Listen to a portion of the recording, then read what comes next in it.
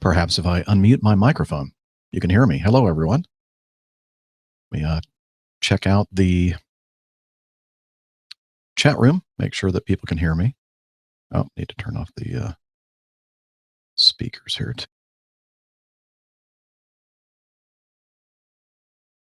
There we go. Oh, great show. Wow, 2 great shows today. First, This Morning Flying and Life.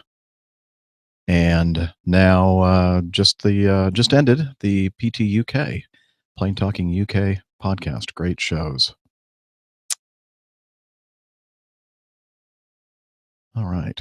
Hello, everyone in the chat room. Mike Kuipers, Mariana, Jeff Ward, Neville, and main man Micah, Owen. Great show there, Owen. Let's see. Cheryl. Hello, Cheryl Mandrecki. Rebecca Saylor. Hello. Roto forever. Yay. Roto forever. Don't know what that means. Anyway, try not to get too distracted with this chat room because guess what? I believe for most of the show, if not all of it, I'll be by myself. It'll be an old school episode of the Airline Pilot Guy Show. For those of you who are new to the show, I started doing this podcasting thing, aviation podcasting, back in 2009. And I was a Catholic pilot. And about a year and a half after that, I switched over to the Airline Pilot Guy. And for the next several years, until I guess the beginning of 2015, I did the show solo by myself, with the exception of the one time with Dana. He called himself Tony. And that was, I think, episode 90, when I had a Savannah layover. Anyway, yeah, Owen, it's going to be old school solo. It's been a long time since I've done anything solo. Let's see, when did I solo in an airplane? It was back in 1981 is when I soloed an airplane. And that was probably the last time I was flying by myself in an airplane. And last time I did a solo podcast, I guess it must have been sometime in early 2015 or late 2014. Anyway, yes, Mariana, I have been following Father Roderick on the Camino, on that great walk in France and Spain. Very interesting. Okay, let's see here. Let me make sure I have everything set up for today's show. Kind of weird not having anybody else with me. Feels different. Okay, let me go over here to Audio Hijack, make sure that I have the recorder going. I do. And the H5 is running.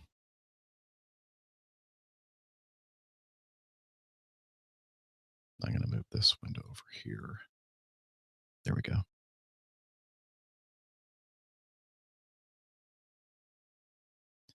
Perhaps I should move the chat window over here to this screen.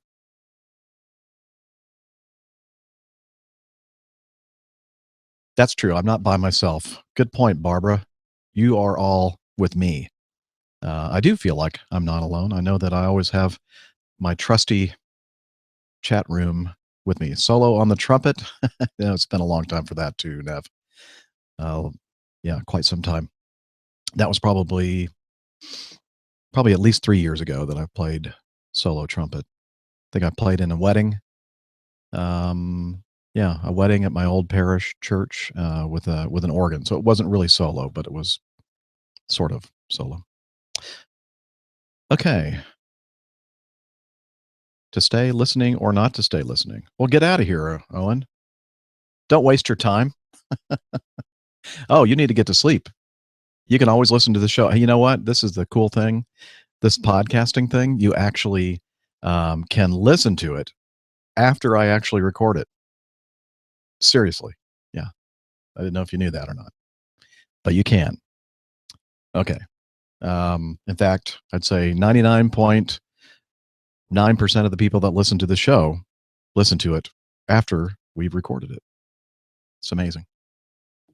No, don't. Owen, go to sleep, please. Now you're going to make me feel guilty. Go to sleep. You need to be all rested up for that that job of yours. Okay. Let's see here. Let's do some sound checks. And Flight 209, you are clear for takeoff. Roger.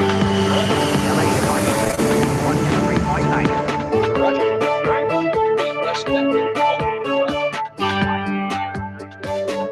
that's using one soundboard. Let me look at this one here. Flight 209, you are clear for takeoff. Roger. LA to North 123.9. Roger. Probably use that one. Okay.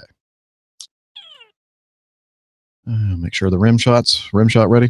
Thank you. How about the crickets? Am I going to play the crickets on myself? I might.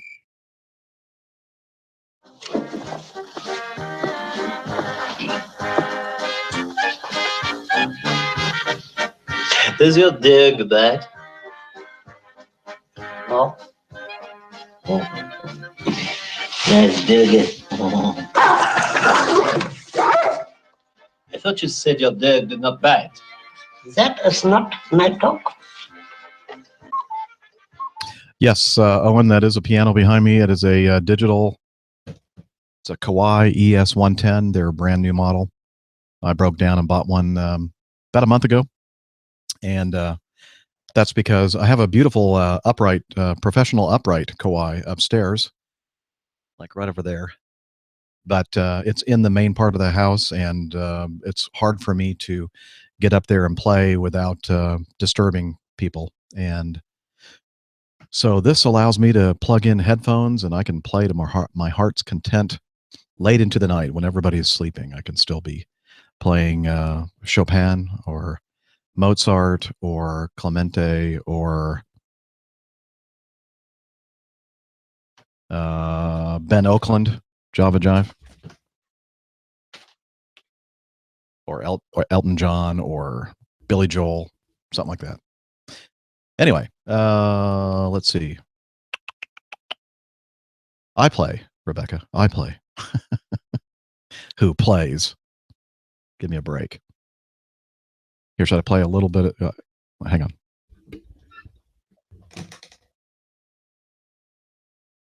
Don't know if you'll be able to hear this or not.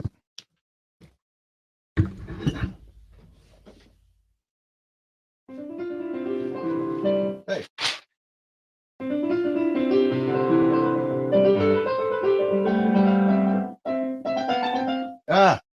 Now see, I'm under pressure. I can't do it.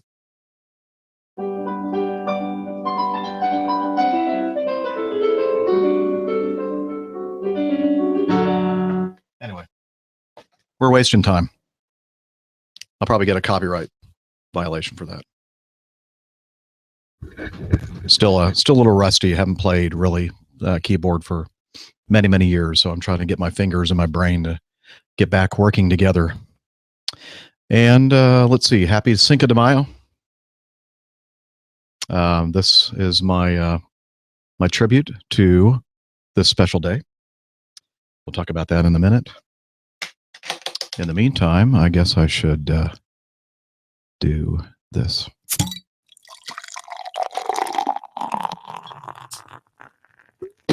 Yes, Delta P. Here's to the Battle of Puebla in 1862, 155 years ago.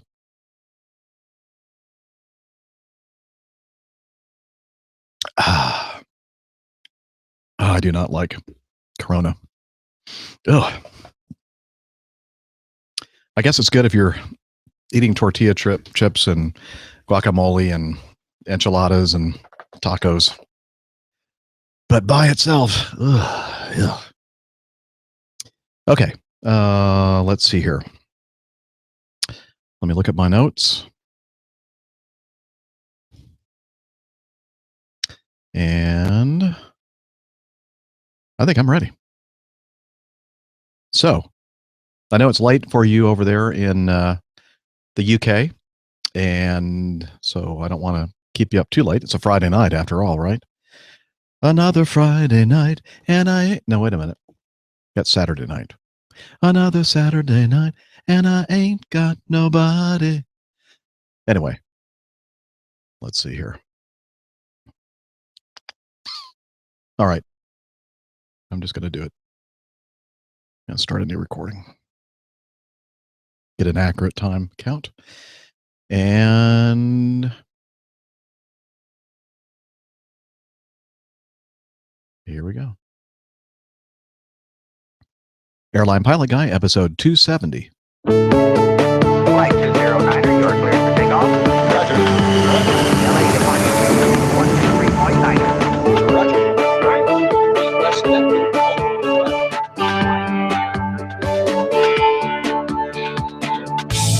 Hello, you're listening to the Airline Pilot Guy Show, the view from my side of the cockpit door.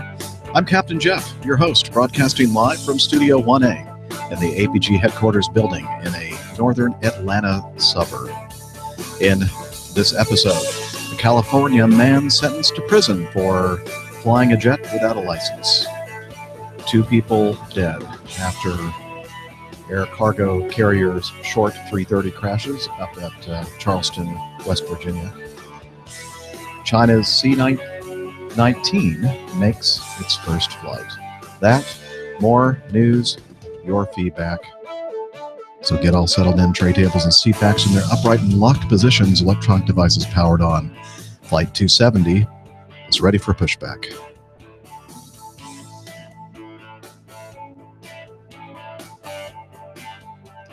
Hello, everyone, and welcome to the Airline Pilot Guy Show. This is an aviation podcast. I'm your host, a captain for a major U.S. legacy carrier.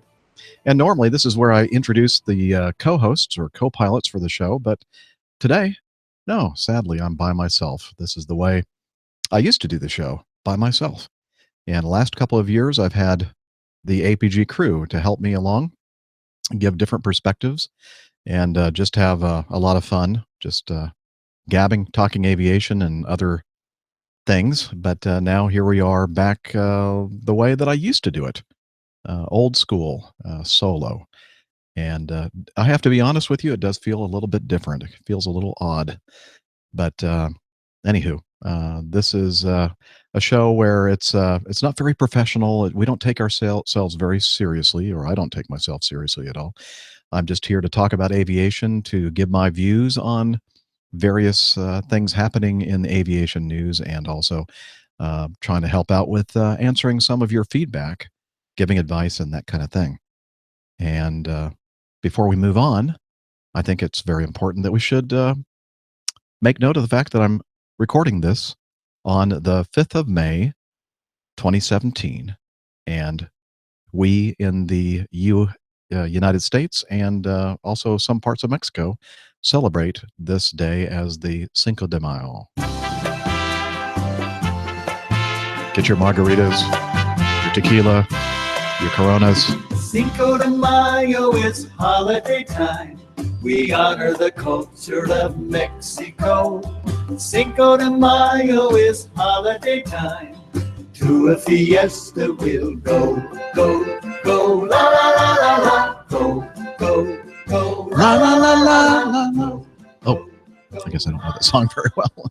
Okay, so Cinco de Mayo, the where, as it said in the song, the parts of the United States and, well, all of the United States and Mexico. It's kind of like St. Patrick's Day here in the U.S.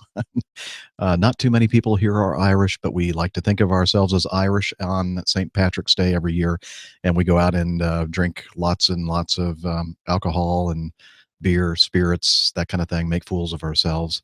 I guess it's sort of the same thing with the Cinco de Mayo. We now all consider ourselves Mexicans, and specifically from the Puebla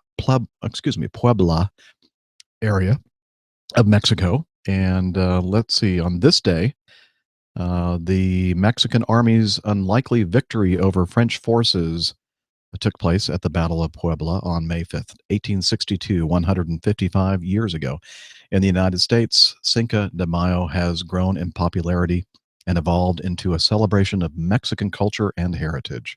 So there you go. I'm doing my part, and I'm glad that you're all able to celebrate with me. Okay.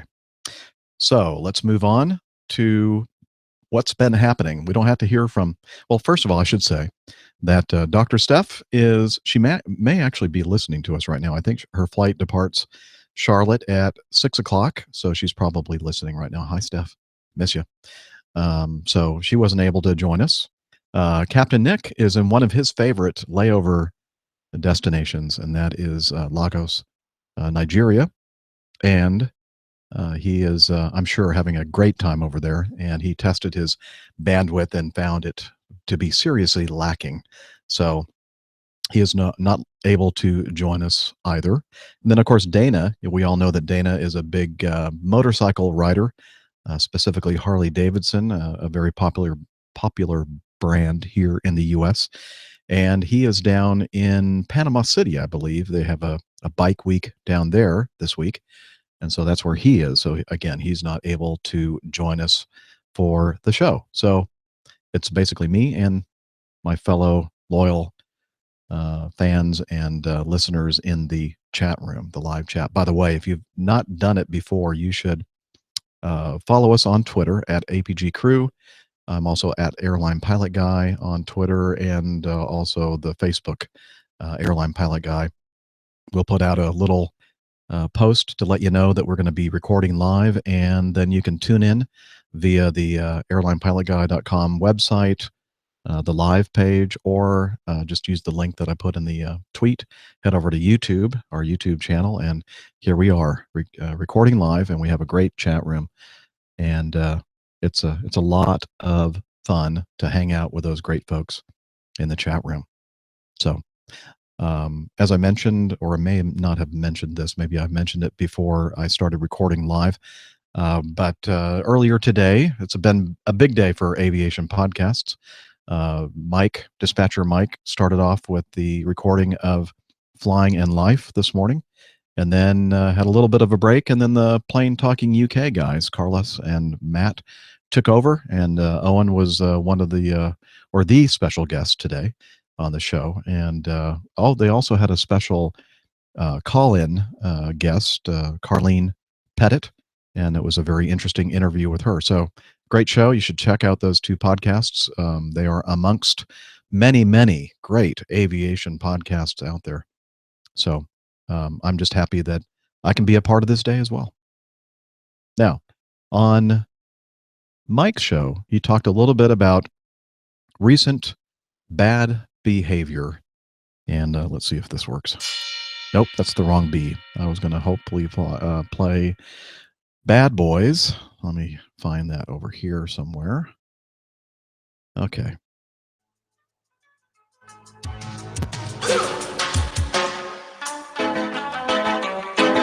Bad boys, what you want? Yep, Bad Boys. We like to play that on the APG when there is a little bit of bad behavior, especially bad behavior aboard airplanes. And in the past few weeks, we've had a lot of bad behavior. And recently, some more, especially a couple of instances on Delta Airlines. One in which a flight had to return to the gate and remove a passenger because this person decided to get up and use the bathroom. Now, I'm thinking when I read the account of this that there must be more to it than just the guy getting up to use the bathroom, being told that he needs to sit down, gets up, tries to go to the bathroom again, and they say, okay, that's it. We're going to go ahead and return to the gate. Now, do you really think that a captain is going to turn the airplane around and inconvenience every single person aboard that airplane just to make a point and get this guy off the jet? No. There is more to this story. I don't know all the details, but they must have thought that this guy was a security threat, or perhaps his telling of the story wasn't quite ringing true. But you know how things are in the aviation world and in news and journalism and all that kind of stuff. They don't always quite get the story right, either because they don't bother to really dig deep and get the story right, or because maybe the information that they're being fed is incorrect. But so I'm sure that that 99.9% of the captains that I know, including myself, in that situation, and it happens to us, it's not uncommon that we get a call from the flight attendant saying, or one of the flight attendants saying, "Hey, one of the passengers just got up to go to the bathroom," and then I'll say, "Well, okay, let me know when that person is back in their seat, and if necessary, we'll let ground control or the tower know that we have to pull ourselves out of the lineup and be stationary until this person returns to their seat. And then when everybody is seated with their seatbelts fastened, the flight attendant will give us a call and say, "Okay, Jeff, everybody is seated. The cabin is secure. We're good to go." And then we'll tell ground control, "Okay, our situation is over, and now we'd like to be resequenced." And then we get back in line, and we go. So that's the way these kind of things are usually conducted. And in this case, again, had to be more to the story for the flight to return to the gate. And then also another one on Delta, a young family traveling. I think they bought 5 tickets. One of the people with one of those tickets, one of the adult folks in the family, took another flight, an earlier flight or whatever. I don't know if it was another airline, another flight, whatever. But one of those 5 seats was not going to be used, and the man and his wife and 2 youngsters, one 1 year old and one 2 years old, decided that they were going to use all of the seats, including the fifth seat that they had purchased. However, they really didn't purchase that fifth seat because that person used that seat on another flight. So I don't know why they assumed that the seat would be left open and not filled. For those of you who have flown recently, you know that there's hardly ever a case where there's going to be an empty seat on an airplane. And also, I guess there was a misunderstanding. The 1 year old child was a lap child, and the lap child means that, guess what? It stays in your lap, unless, of course, there happens to be an empty seat. And if that's the case, then the small child can be situated in the separate seat with a authorized or approved, what do you call those things? Child seats. However, they just thought that they were entitled to that seat in that space. And so, again, it seems like a little bit of misunderstanding of the rules of how all that works. And so, again, I'm sure we're not hearing all the details in all these stories. And I have to tell you, I just flew a 2-day trip and a 3-day trip. So 5 days in a row, and it really wiped me out, I have to tell you. But I was talking with a lot of folks, like other flight attendants and other crew members, and also a lot of gate agents, and they were taking me to the side saying, "Man, it has been crazy. I don't know what is up in this world, what is going on with these passengers, but everybody is spring loaded to be offended, to feel like their rights are not being um, realized or whatever. Uh, People are like immediately throwing out their cell phones to take video of something that potentially could erupt into a major incident." And she said that it's really getting out of hand, and she's hoping, or they are hoping, that over a little time here that things will start settling down. But it's spring, and the temperatures are warming up here in the northern hemisphere, and it won't be long here in the United States where we're getting really warm temperatures and cramming a lot of people in very warm, very tight spaces, and it's going to be it's going to be difficult. So I'm hoping that people will start using their heads and staying cool, at least as far as their behavior is concerned. So we shall see. But I've never seen so many employees at my airline be so concerned about what's happening lately. So I'm hoping that this trend will reverse and things will get back under control. Now, my second trip this week, the Tuesday through Thursday trip, I had the great fortune to meet up with one of the APG community members, Nick Acosta. He's been around for almost since the beginning.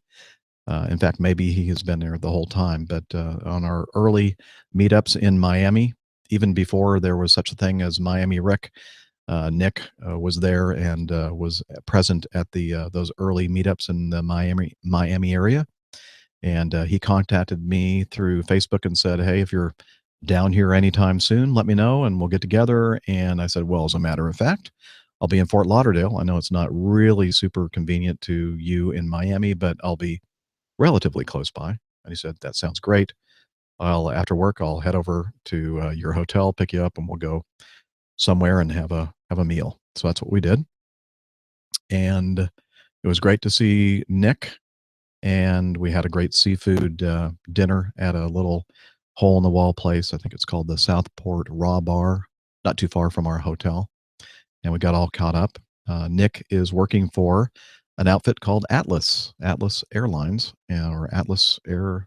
Not sure what the formal name is, but that's an airline that some of you may be familiar with. One of our crew members works at that great company we call Acme Giant, and he is in the dangerous goods department, and he was telling me all about what his duties and responsibilities are there. So that was pretty cool to talk about all that kind of stuff. Anyway, so great to see you, Nick, if you happen to be listening. Hope to meet up with you again soon. Okay, now let's talk about more exciting things like wings over Pittsburgh. Yes, it is. Believe it or not, we've been talking about it for more than a year, and now it is basically a week away. Today's Friday, and next Friday, the 12th of May, many of the people that are going to be in Pittsburgh for the air show are going to be already there. I'm planning on arriving on Wednesday afternoon. A lot of folks are coming in on Thursday, and then, of course, the air show itself is going to be Saturday and Sunday.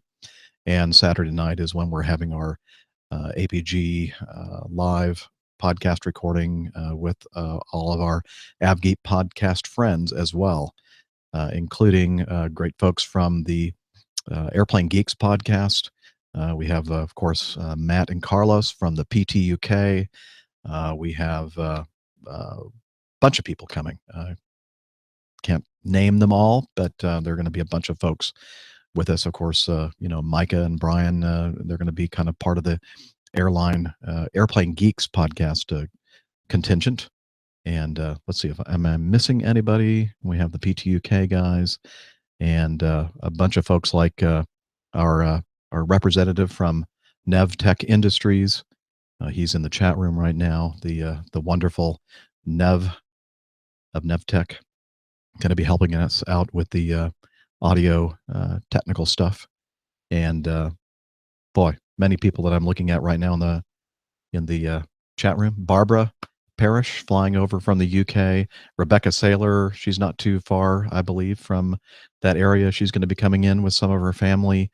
Let's see. I'm not sure about Jeff Ward, if you're going to be there or not. I know main man Micah. Captain Al is going to be there. Thank you very much. Unfortunately, Pilot Pip is not going to be. He has some kind of a very weak excuse, something about camping inside of whales, which I don't know about you, but that does not sound like something I'd ever want to do, because I know that when you're around fish, especially really, really large fish, it's really, really smelly, stinky. And why?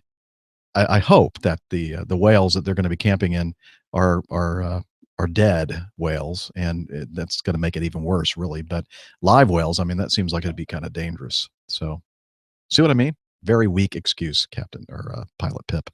But anyway, we're going to miss you. Let's see. Yeah, Micah says, "There she blows." His excuse blows. It's what blows. Okay. Anyway, bunch of people. I mean, too numerous to name are going to be there, and I'm so excited, and I know that everybody else is as well. Liz is going to be driving in her brand new Ford. What is it? Ford Explorer. I sometimes get that wrong. Escape, maybe escape, with the wonderful and infamous Neville the Devil. Good luck with that, Liz. Okay. Anyway, let's not get sidetracked, Jeffrey. Let's get back to our list here. What else did I want to say about the Wings Over Pittsburgh T-shirts? So I decided to be kind of cool. A gift, my gift, to you, all of you who are going to be there in person in Pittsburgh next week, to make these T-shirts. And when I say make these T-shirts, I don't mean order them and then somebody else prints them. I am printing them myself. If I had I could turn my camera around. I could show you the equipment that I have here in the Studio 1A. It's not only podcasting equipment, it's also printing equipment. I have screen printing equipment, heat transfer, heat press equipment, and that's what I'm going to do. I just put in the order today. Hopefully you got your t-shirt order in before I made my order with the company. And I'll be getting the blank camouflage shirts in hopefully on Monday, because it's going to take me some time to print up a much larger number of T-shirts than I thought there were going to be. And I'm hoping that I'll also get the heat transfers that I ordered a couple days ago. That should be those should be coming in today or tomorrow, and then I'll start the press and start making those shirts. So if you are going to be there at the show and you got your order in, then I'll be able to distribute the T-shirt to you when I get there, or when you get there, or when we get there. Let's see. Some people were saying, well, what about meetups while we're all in the Pittsburgh area? Basically, most of us are staying very close by the airport, the Pittsburgh International Airport, on the east side of the airport. That's where the 9/11th Reserve Airlift Wing is located, and right across the street from the entrance to that is the Courtyard by Marriott Hotel. Many of us are staying there. I think most of us are staying there.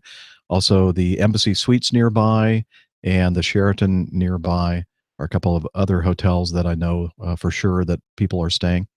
But we'll be, and if you just show up to the Courtyard, I'm sure you're going to be able to find somebody in the APG community. And if you want to figure out where we are and such, follow us on Twitter at APG Crew, at Airline Pilot Guy. Also, if you have a smartphone, download the Swarm app. That's SWARM app, and ask to be a friend of mine. I'm Captain Jeff, Captain CAPTAIN Jeff. And I'll say, if I like you, I'll say, okay, I accept you as my friend. No, I'll accept everybody. And then I'll try to be good about making sure that I'm checking in everywhere so you know where we are. And then we'll announce where we're going to have these impromptu meetups on Thursday and Friday and Saturday and Sunday. So make sure you follow us. Also, the live recording, the APG show and AvGeek podcast friends live recording at the Courtyard by Marriott at around 7 o'clock on Saturday night. And remember, only 60 people can fit in that room, so it's going to be a tight fit, I believe, and I'm hoping that everybody will be able to attend that. If not, we'll do this in shifts or something, or maybe we can get away with getting more people in there. Just don't tell the fire department. Let's see. That's all I have to say about that. So looking forward to Wings Over Pittsburgh. Oh, no, I have one more thing to talk about. The organizer of the Air Operations Director, I should say, Captain Richard Bell, USAF, of Wings Over Pittsburgh 2017, sent me an email. He said, I heard that some folks were flying in for the show, but not going to be flying directly into the Pittsburgh International Airport, KPIT. I put together a list of airports that would be good options for people and have easy access to KPIT from the crazy highway system. He put that in all caps. He's yelling, from the crazy highway system we have around Pittsburgh. I would try to avoid Allegheny County Airport, and I think that I've recommended that to a couple people. Sorry. So he says, I would try to avoid Allegheny County Airport. It's very difficult to get across town. I would also try to avoid Washington County Airport and Wheeling, Ohio County Airport. Both are nice pieces of pavement, but it can take upwards of an hour or a 2-hour round trip or more to get down there and back. So let me know if it helps these guys out. Okay, will do. Thank you, Rick. So now the airports that he recommends, if you're going to fly your general aviation airplane up there, is the first one on the list is Beaver County Airport, 4,500 foot paved strip, and the fuel there, the 100 low level fuel, $4.99 a gallon. Jefferson County Airport is the second one that he recommends, 5,000 feet of paved runway, 100 low level fuel, $4.40 per gallon. Butler County Scholter, I'll put all this in the show notes, by the way. You don't have to write this down right now. 4,800 foot paved runway. The gas there, $4.90 per gallon. And the last one, how would you pronounce that? Zelienople Airport, KPJC, 4,900 foot paved runway. The fuel is $5 per gallon. So please check the show notes for those 4 general aviation airports that he recommends if you're flying your airplane in for the meetup. Okay, so thank you, Captain Richard Bell, for that bit of information. Hopefully that'll help somebody, and I will let you know if it does. Okay, and then finally, if you want your own, and you're not going to be able to make it to the Wings Over Pittsburgh show, if you want your own APG Over Pittsburgh shirt that you can find on Redbubble, and the way you get there and to the Airline Pilot Guy show page is by going to the airlinepilotguy.com website and then clicking on the APG store link. And if you want to go directly there, it's airlinepilotguy.com/store. There you'll find the Wings Over Pittsburgh shirts, not in camouflage, I'm sorry to say, and other shirt designs. So check it out if you would want some APG merch. Okay, I think that's it for my notes there. Looks like now would be a good time to quickly talk about the coffee fund.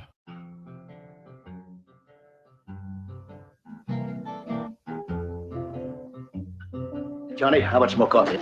No thanks. I love coffee, I love tea, I love a job and it loves me.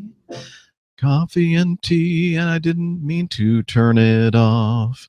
I guess I need to keep singing in the background. I can't sing and talk at the same time, so we'll just play that again in the background while I talk about the coffee fund.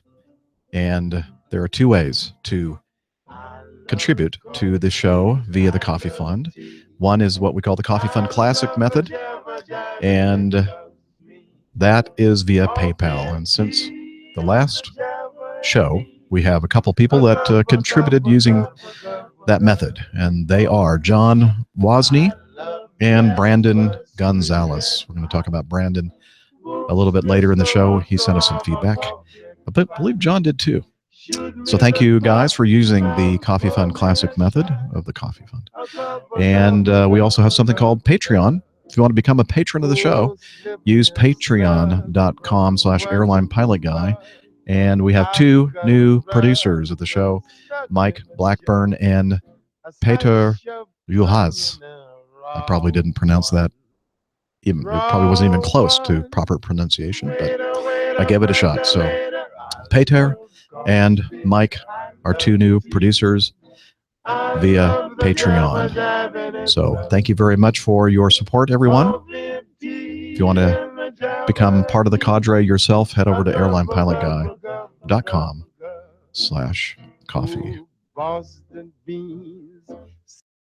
I don't know why I haven't fixed that darn thing. I should fix it to fade, and I haven't done that. It's always one thing that I forget to do. Oh well. So now let's move on to the news.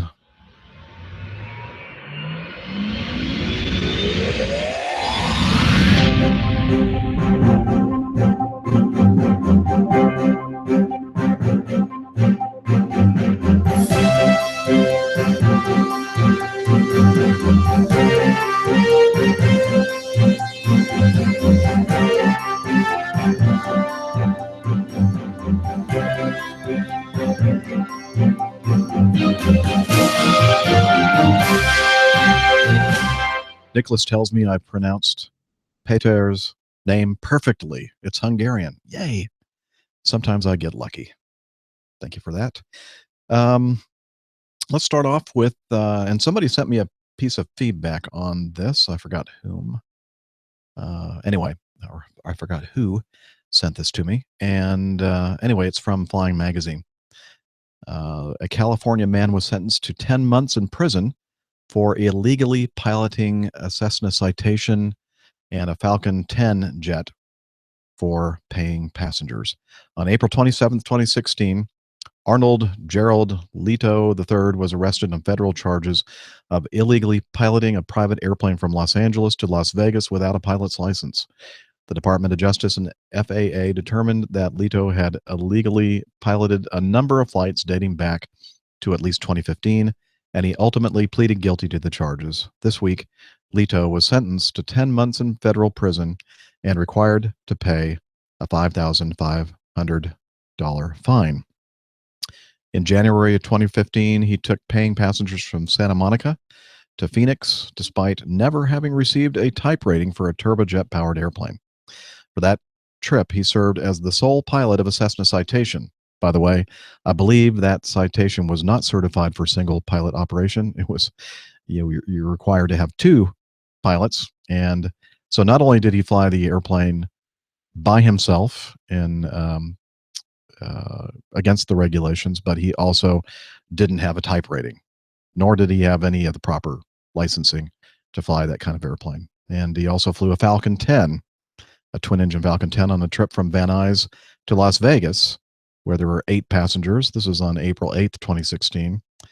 And I'm not sure. Yeah, he was flying that solo as well. Again, requires 2 pilots. Wow.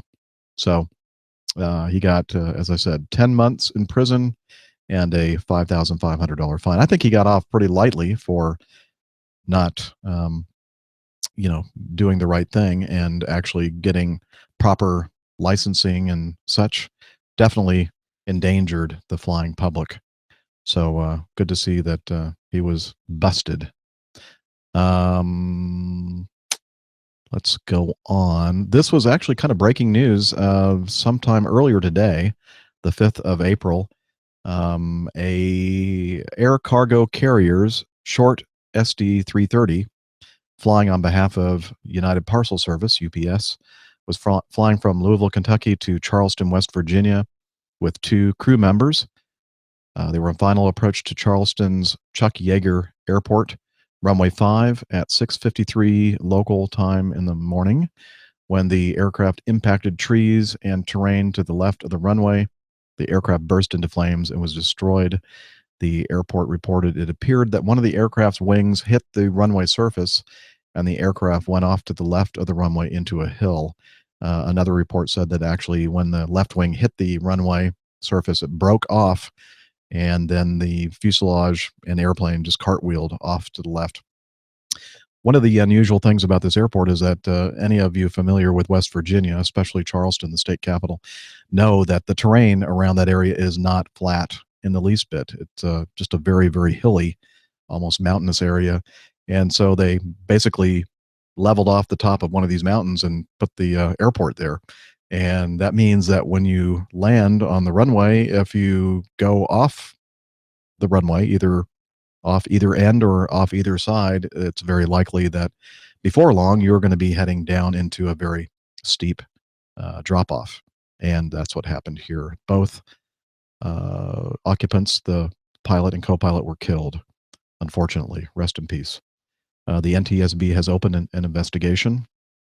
And weather at the time, let's see, a few clouds at 100 feet. So kind of a low-level scud. 500 overcast, so the ceiling was 500 feet above the ground. Temperature 14, dew point 13. They also have a note in here about valley fog. So that usually means kind of a low fog close to the ground and very thin. And they're not sure if that has something to do with this accident or not. I'm sure it probably does have something to do with it. Looks like the airport is closed by NOTAM until tomorrow, the 6th of May. And as I said, they're investigating this accident. It's just so tough to see something like this. But apparently something went wrong there toward the end of their approach and landing, and they crashed and perished. Let's see. Well, let's move on to China. Let's go over to the other side of the world. COMAC, the commercial aircraft manufacturer, I believe that's what COMAC stands for. Anyway, they've been working on an airplane for several years now, and today, I believe, was, or yesterday, very recent, made their maiden flight with the C919. And let's see, I have a little bit of video of this if you want to watch together. So let me set this up here and we can all watch it together. And let me get back to the window that I am in there. Hi. Share screen. Here we go. And let's see, here it is. And let's see if we can hear something as well.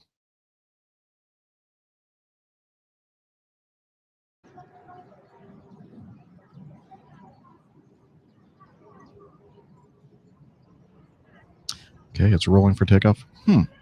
That thing looks a lot like an Airbus, doesn't it? All right, it's rolling for takeoff. Got some more sound here. That's all the way up.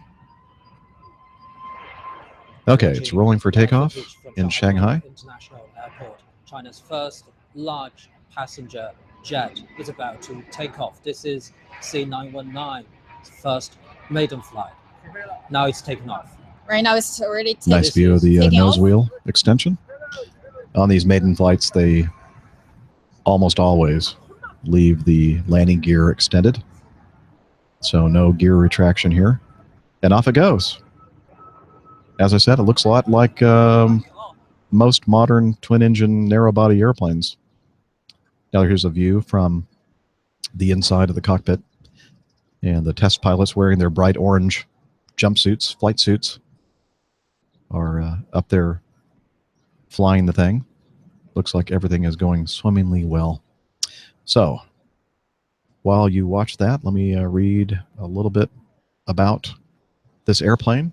The twin-engine narrow-body C919 is presented as a competitor to the Airbus 320 and the Boeing 737. The airliner was produced by the Commercial Aircraft Corporation of China. There we go, COMAC, a national enterprise established in 2008 with the ambitious plan of producing China's first successful passenger jet. And that's the end of the video. So let me get back here to, there I am. Okay. I saw an interesting article about the C919. It said how much of it is really made in China. There's a nice graphic here. Let me see if I can share that with you as well if you're watching the video. I know that most of you aren't, but if you are, you can watch it with me. Let's see here. There we go. Okay. The graphic here shows many of the parts of the airplane. The engines, of course, are from are made by CFM. They're CFM 56s, used in many narrow-body airplanes, including the narrow-body Airbuses as well as the Boeing 737 and other airplanes as well. Thrust reversers by a French company. Yeah, the engine is the CFM LEAP 1 engine, the most modern, latest generation engine that they manufacture. Wing anti-icing from a German company, Honeywell, APU, Flight Recorder, General Electric, fuel system, Parker Aerospace, a U.S. company. Honeywell is for the landing gear, a fire detection system from a UK company, KID, or KIDA. Not sure how you pronounce that. I would say KID probably. Rockwell Collins for the simulator systems, cockpit, a lot of the components in the cockpit made by Eaton, E-A-T-O-N, a U.S. company. Well, you get the idea. A bunch of this airplane is not made in China, believe it or not. But it probably won't be long before all of it will be, because it isn't everything made in China. Anyway, back to my video here. Okay, so that was kind of cool to see that China is trying to get into the game, along with the big boys, Boeing and Airbus, and of course the smaller players in the game. Recently, Bombardier. Of course, they've been in the game for a while, but their newest C series jets, etc. So could be interesting out there. A lot of competition, which is, the competition's good, right? It forces prices down and increases innovation. So that's good to hear. All right, that's enough of the news. And now let's get on to the best part of the show, which, of course, is your feedback.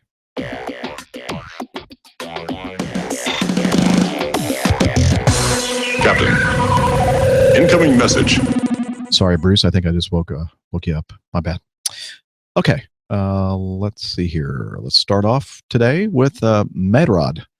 Hello, my name is Medrod, and I have a question. So I want to become an airline pilot. I'm 19 years old, and I've already got my FAA certificate to be able to fly, and I want to start flight school in summer. I guess he means he already has his medical certificate, perhaps. First question I have is, with the technology that we have today, and we will have higher technology in the future, and I want to know that what do we need? First thing you need to do is get, never mind. So let me try to work out this sentence here. The first question I have is, with the technology that we have today, and we will have higher technology in the future, want to know that, do we still need a pilot? Yes, we still need a pilot. Obviously, Mayrod has not listened to the show very much. A new listener. Yes, we need a pilot. We're going to have pilots.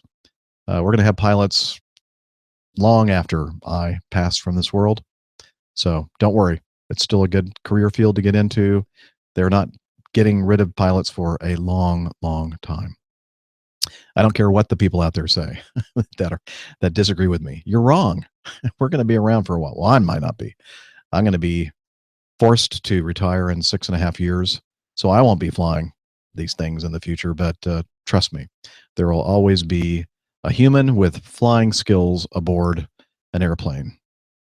Let's see. He continues. I mean, is it worth it that I'm going to flight school this summer, 2017? Yes, it's worth it. Next question is, what measure do you recommend for a 4-year degree? What measure? Oh, he means major.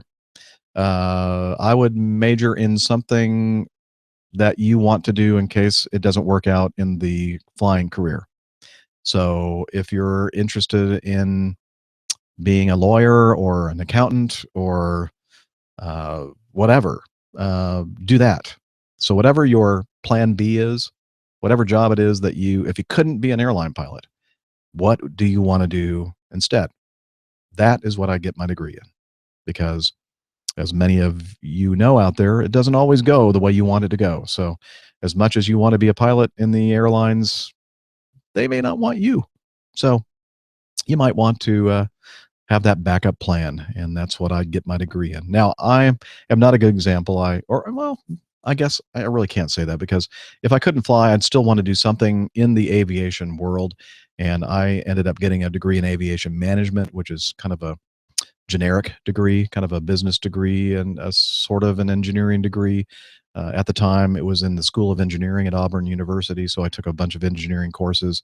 I figured that if I couldn't make it or cut it as a pilot, then I could do something else in the world of aviation. And many people listening to this show right now, you know what I mean. You're doing something in the field of aviation. It's not flying airplanes, but you're still enjoying your job, and so that's what I would have done as well. But let's say you want to be a musician, perhaps. Many pilots are musicians, myself included. So if you think that maybe a career in music is something you might want to pursue if you can't make it in the aviation world, then I get a degree in music. It doesn't matter if you have an engineering degree or a science degree or a mathematical degree or whatever. It just matters if you have a degree. So that's my advice. Yeah. So, Mayrod, thanks for your feedback. Hopefully, your journey will be a nice, smooth one. Mark sent some feedback. He says, "Good day. Fairly new but avid listener to the podcast streams all the way over in Sydney, Australia, although Brit by birth from the county of Surrey. Absolutely love what you guys and gals do on the show. A great mix of people. The time just flies by when tuning in. Yeah, it does. We're actually not even quite to the hour point yet, which is good because I'm doing the solo. Things are moving a lot faster than they normally do, so that's cool. Anyway, he says, excuse any typos as it's pretty late here. Okay, I'll give you a break, Mark. Despite having a passion for flying and even once a career aim to be a pilot, I suffered a traumatic event that resulted in very bad PTSD, which later manifested itself in all forms of anxiety, and flying became much harder, albeit as a passenger. Probably a good thing I didn't get my wings. I don't suffer any irrational fear of crashing, just the fear of the fear. As I do a fair amount of flying, I just have to push through it. So for me personally, hearing you talk really relaxes me about flying. The general public has very little access to pilots, and it's great to hear the speak from the other side of the door, so I thank you all. You are welcome. I initially was confused about this Acme Airlines. I even Googled it to no joy. How could this now infamous airline not be found on the internet? Silly me. Yeah, it's a fictional airline. Because just quickly, if you're new to the show, I fly for a real legacy carrier here in the U.S., but I don't want to be an official representative of the company, although I love the airline for which I fly, and I would never say anything bad about it. But I don't have permission to represent the company, so I say that I fly for Acme Airlines, and it's just better that way, I think. He continues, one of my funniest in-flight experiences was after a rather heavy landing in Jersey, UK. All the oxygen masks came out of their compartments, and in a mad panic, all the passengers rushed to put them on. I found this quite amusing, although did wonder if there was a stern wind blowing in from France and perhaps the pilots were trying to protect the Brits. Ooh, nationalistic humor, huh? That said, I wouldn't laugh if this was at flight level 370. Yeah, that would have been the right thing to do. Although a hard landing at 370, that might be kind of weird. But yes, it is amusing that folks put on oxygen masks on the ground because, as we know, the people that are in the know, the oxygen masks are there not for anything but keeping you conscious and not succumbing to hypoxia. Anyway, he says he has a couple of questions for us. Oh, darn it. One's for Captain Nick. Acme Red, one of my favorite airlines, flies to some of the best destinations in the world, so it must be a great airline to work for. What would a typical schedule be? Do you get any choices for destinations? And how long would you typically stop over on a typical long-haul flight to the Caribbean or Far East? Well, I can sort of answer that one because I know Captain Nick. I've known him for a while, and I know his schedule. His airline in particular, Acme Red, is different than the airline, the types of airlines that most of us fly for here in the U.S. It's not a seniority-based system. I think there is some seniority involved there, but it's different. It seems that Captain Nick doesn't always get to fly where he wants to fly. I think he has a way of requesting. He prefers certain destinations over others, like perhaps the one that he is on right now. The trip he's on right now to Lagos, Nigeria, is not one of his favorites. He would not have picked that. In fact, I think he was supposed to be on a trip to John F. Kennedy International in New York, which he enjoys very much. But they switched it at the last minute, told him he was going to Lagos instead. And I'm not sure, how much control he has over that. Doesn't seem like he does. He's been with Acme Red for quite some time, so you'd think that he'd have the seniority to say, no. But typically he'll fly trips to New York, Detroit, Atlanta, Lagos, sometimes some Caribbean destinations. And it seems like most of the time he's there for 48 hours or 2 days, 2 nights before he flies back. One long flight back, one long flight over and one long flight back. And sometimes he'll fly over on the long haul and then get a 24-hour break and then back. But that's the kind of stuff that he does with Acme Red. I'm sure he would fill in more of the blanks, more of the details there if he was with us, but he's not. Perhaps he'll have something to add when he returns next week. Continuing with Mark's feedback, he says, for all, apologies for the broad question. The dreaded mid-flight seatbelt sign is something that sets off my unusual levels of anxiety. So on short-haul flights, we seem to experience more turbulence than the longer trips. Is this due to larger aircraft, routing, or a combination? How long does a heavy turbulence typically tend to last? Does it get worse in the tropics or around the equator? Okay, so let's see. Let's start with seatbelts. Short haul flights, you're spending a greater percentage of your flight in the climb and descent phases, and you're more likely to encounter turbulence in the lower altitudes, especially the mid-teens. Number one. Not always, but you're more likely to, I would say. The routing does make a difference, especially the longer routes over the NAT tracks over the North Atlantic. Sometimes there are areas of some significant turbulence, and they're pretty much at most altitudes, so not a lot they can do about it.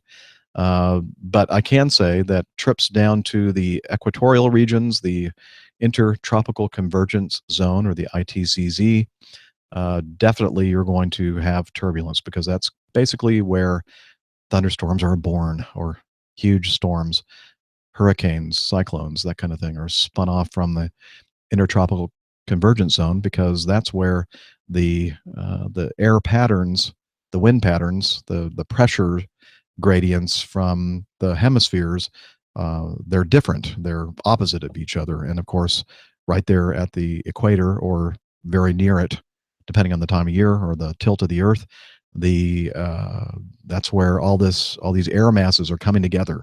And one air mass is going one direction, and the other air mass is going the other. And when you have that kind of a mixture of competing air masses, you end up getting some bad weather. And usually associated with that bad weather is not so great turbulence. So yes, it does have something to do with it, where you're flying, what time of year you're flying. If you're the kind of person that doesn't like turbulence, and most people are like that, I recommend, especially this time of year in the Northern Hemisphere, in the spring and the summertime and early fall, that if you don't like it, try to schedule flights early in the day, because that's when you're more likely going to be avoiding significant turbulence. You're going to avoid those afternoon thunderstorms and that kind of thing. So that's my recommendation. Yeah. So Mark ends saying, appreciate you may not be able to answer all of my questions. Well, I did my best. Thank you, Mark, for your feedback from Sydney, Australia. I'm looking over here at the chat room, and I see Stephanie is there. I thought your flight was supposed to leave. She's still here, I guess. Anyway, miss you. Wish you were here with me. I wish Nick and Dana were as well, but I'm doing my best. Hopefully I'm entertaining everybody. Okay. Moving on. Let's see what Wayne has to say here. Hello, Captain Jeff, Dr. Steph, Captain Nick, and First Officer Dana. My name is Wayne Johnston, and I've been enjoying your podcast for a few years and contributed to the Coffee Fund from time to time. Thank you. I should ring the bell for that. I was listening to Neville Bound's interview for APG with Adam Spink. Sorry if I misspelt Adam's surname. No, you didn't. That was correct. Regarding his recent trip to Heathrow Control Tower with Matt and Carlos from Plane Talking UK and Pilot Pip Plane Safety Podcast. All interviews that the guys did with Adam were very interesting. I think it would be like working on the biggest train set in the world, only not working with trains but planes. Anyway, it got me thinking of one of the discussion topics in Nev's interview. It was around aircraft separation. To maximize utilization of aircraft movements at Heathrow, separation of flights are getting smaller and smaller. I believe it used to be 6 miles, and now it's 5. I saw a photo from a following plane of an Airbus A380 on short final through low cloud, and I saw the very large hole that the 380 punches and the downward vortices it created. This got me thinking, do aircraft require more separation in calm wind as opposed to windy days in order to let disturbed air settle or pass through? Hope this makes sense. Looking forward to seeing who might be best equipped to comment on my question. Well, it's going to be me. Would love to catch up with anyone if you have some time. I'm not in your part of the world, or when I'm in your part of the world, or vice versa. Brisbane in Australia is somewhat detached from APG impromptu catch-ups. Yes. I've been to Brisbane, by the way. Beautiful place. Also, I'm enjoying Dana's input on the in the Mad Dog corner. He's a guy I'd like to barbecue and smoke some meat with, along with a few IPAs. Well, Dana doesn't drink IPAs, but we'll drink the IPAs with you, and you can eat your smoked meat with Dana. Of course, I love smoked meat too. Anyway, yeah, he's a great guy. Love Dana. Wayne continues, thanks again for the ongoing enjoyment you're bringing to all of us on top and down under the globe. Regards, Wayne Johnston. Okay, so yeah, they talked a lot about the reduced separation criteria, especially what they're doing at Heathrow with those great interviews with Adam Spink. By the way, he's a great guy as well. It was great getting a chance to converse with him at the Break Pad restaurant, and I still think that's a very funny name for a bar and restaurant. But anyway, the Break Pad, not too far from the Atlanta International Airport.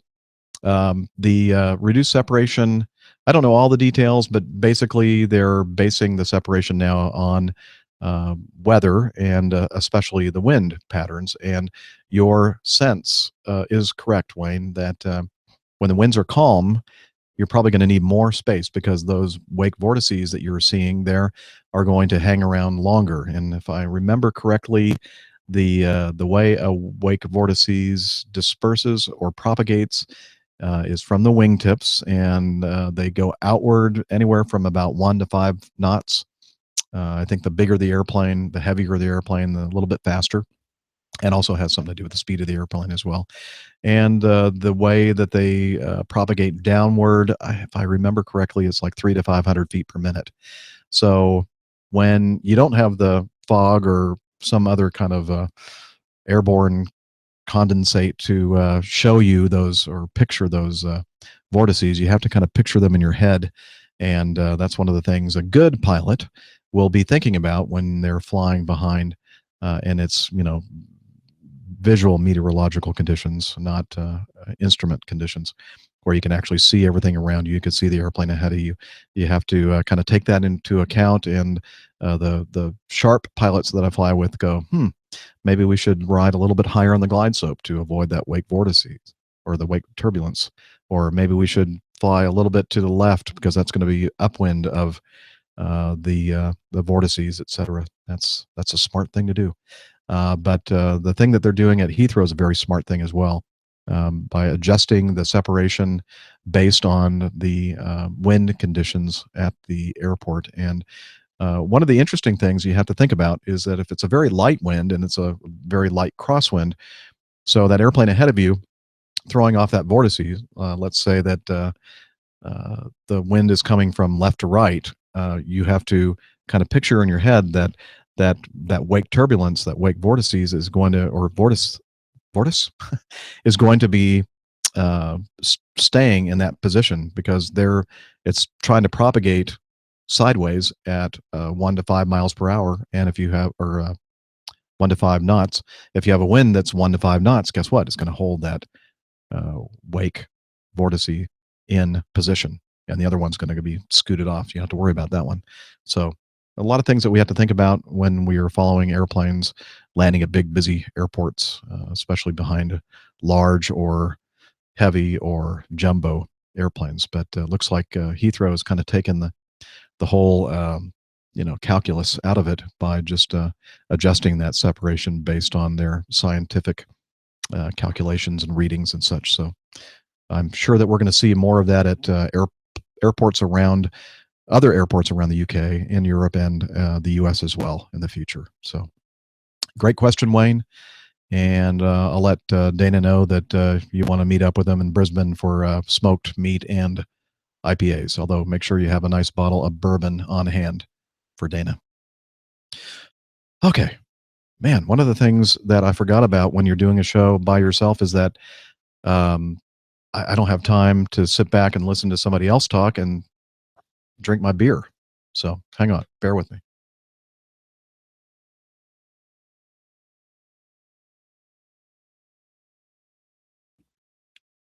Ah, that stuff is swill. I'm drinking Corona. Ugh. All right. Rob writes in a previous episode, you joked about flying to the Cayman Islands. I've noticed how composites have led to some great new designs, such as Icon, IKON, and Dornier Sea Star, two great, I think they're amphibious airplanes. The inherent corrosion resistance must be a real bonus. Made me wonder, how much freedom does a pilot have to land on lakes and in the sea in locations of their choice? Ooh, I meant to do some research on this, Rob. I don't know. While they seem like the ultimate freedom machine, I imagine there are more restrictions than may be apparent at first. I bet you're right. I don't know.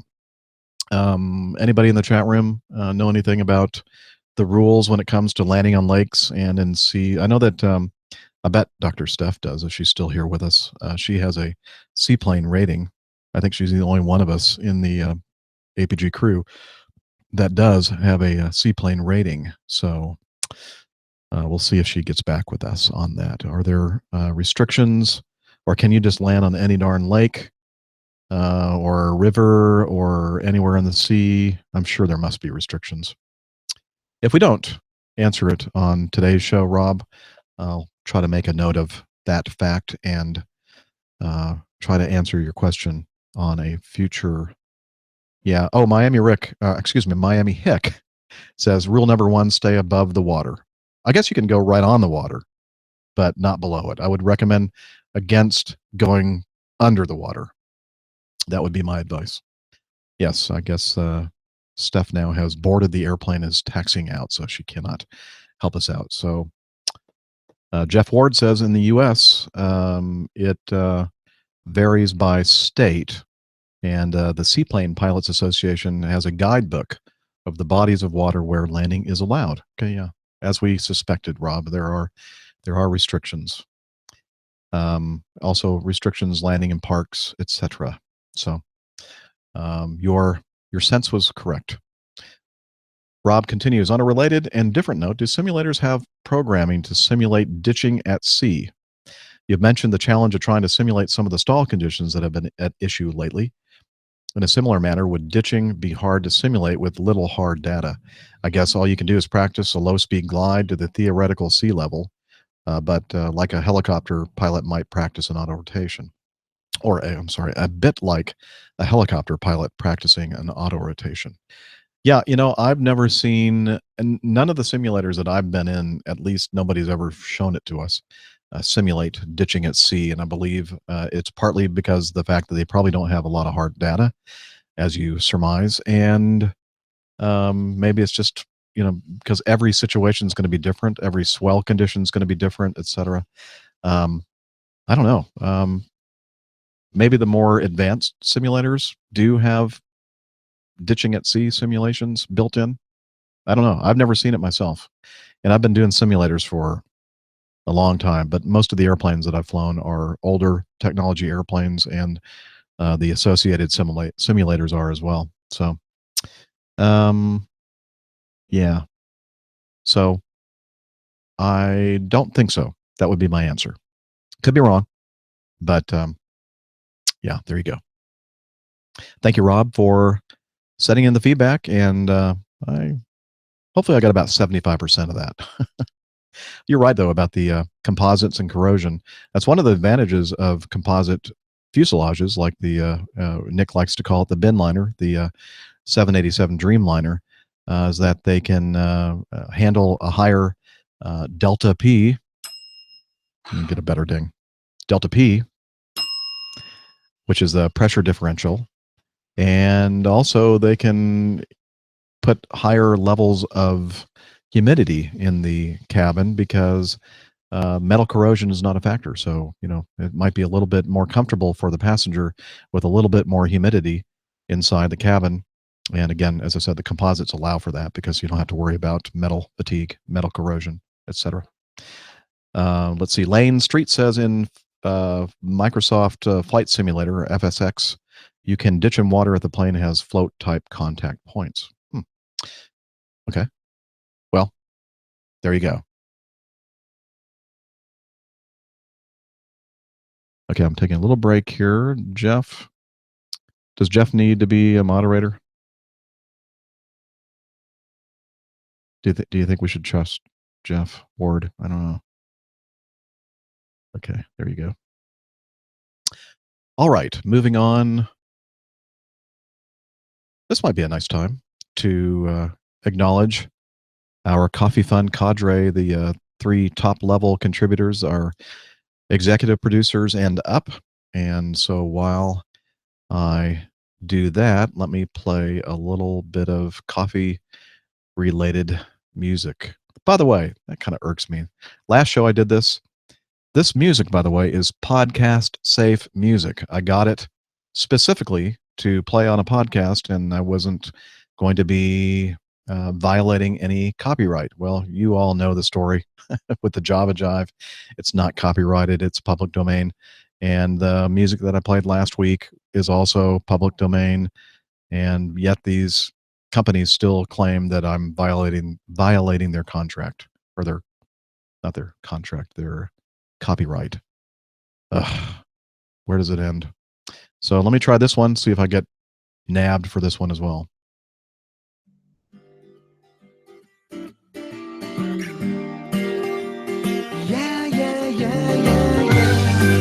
This is Chaz, Black Coffee. I like my coffee and I drink it black. Yeah, I don't Chaz, want sugar, take it down a take notch. it back, yeah. It tastes like heaven, it's as hot as hell. I gotta have you, gotta get my fill, Chaz is not yeah. cooperating. Very good.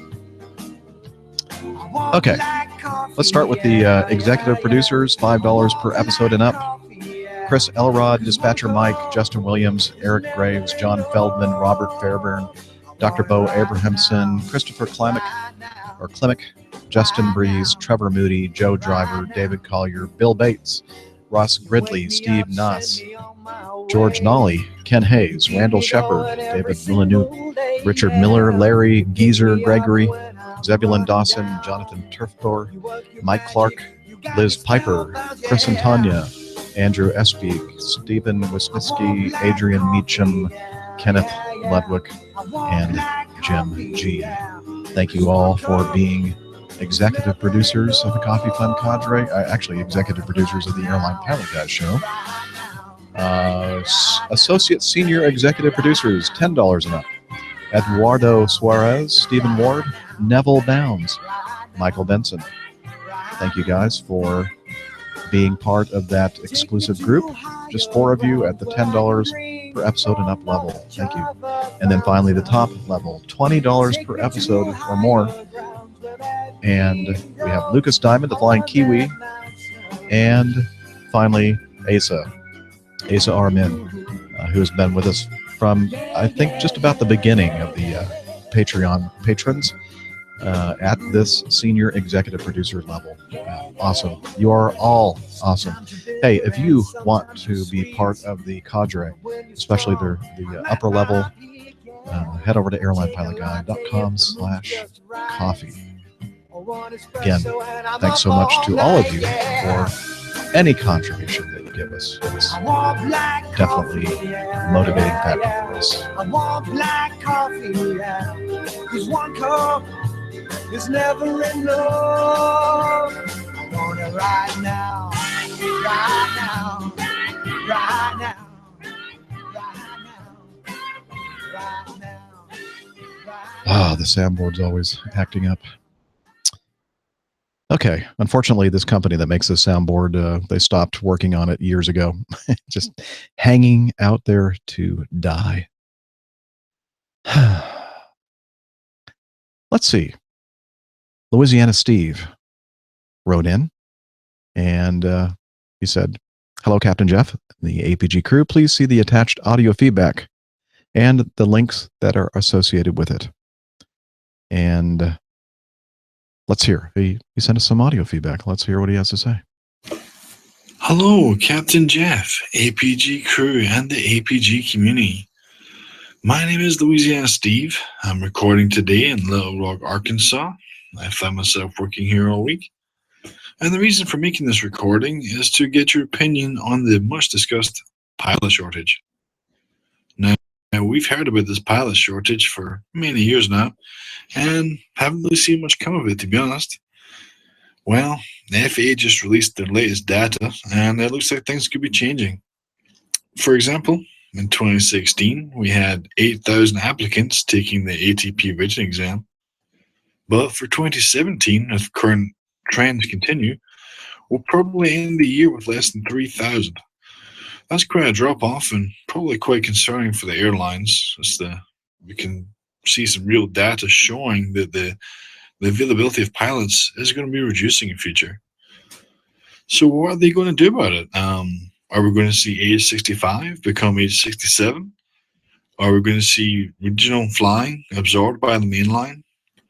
Or perhaps we'll see that regionals finally pay a basic living wage for the pilots. That's good news for wannabe airline pilots like myself. It's probably going to cause some difficult times for the airlines. We also have some other interesting data.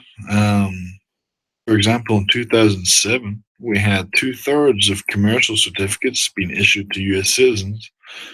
But in 2016, this number had fallen to less than half. So it's not only the airlines that are going to be struggling. We're going to see Part 135 and Part 91 operators struggle to fill their left seats. This obviously will compound itself to affect the airlines.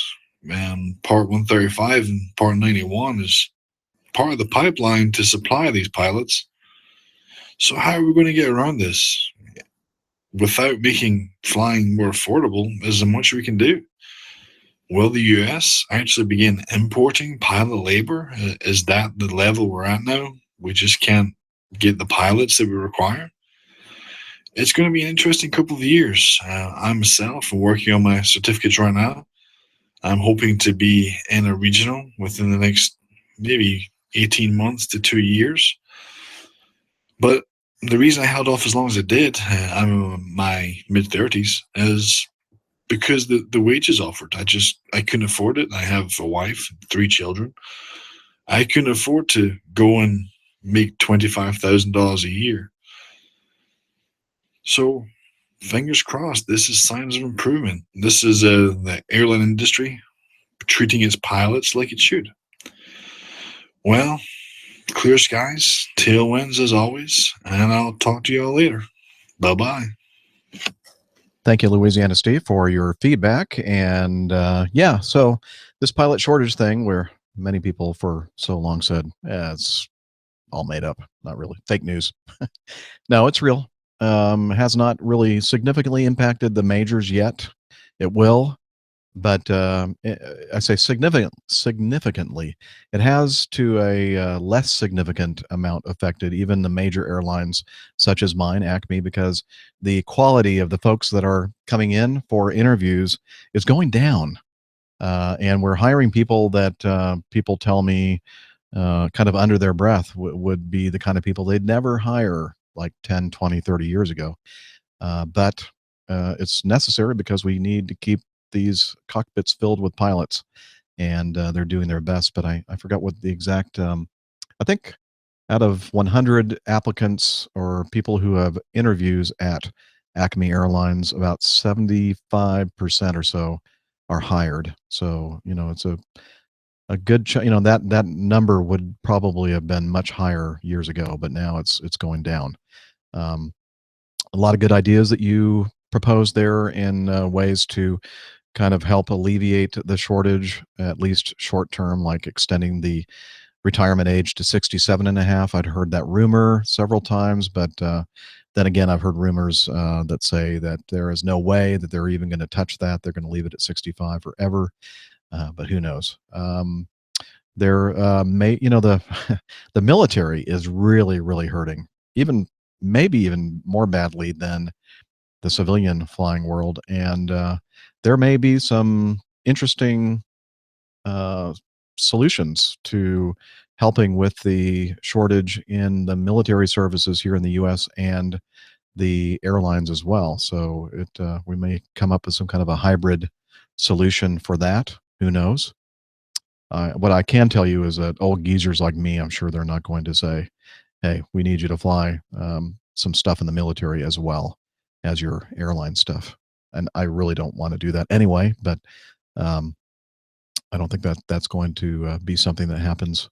Um, so, yeah, it's going to be interesting to see. I'm sure that the FAA and Congress is going to have to alter some things in the future because it's just going to get worse until it gets better. But the good news, as you say, is that they're finally looking at this, thinking, how did we get here? Why is it that people aren't, going into this career field? Maybe all this cost cutting and lowering wages for this career field and benefits, everything else, has pushed people away into other fields. Yes, that's what's happened. And so now they're finally taking a look at, raising pay and increasing benefits, etc. But I'm hoping it's not too little, too late. Thank you again, Louisiana Steve, for the feedback. This is something that I'm sure many of you saw, this piece of video. Richard Nash sent this link to me, but I'm sure that there are several other links. Actually, I ended up finding this one on YouTube. This was in Washington State, an airplane taking off from Payne Field, a general aviation airplane. Here, let me get over here to this so I can share my screen with you. Shortly after takeoff from Payne Field, some dash cam video ended up capturing this dramatic footage.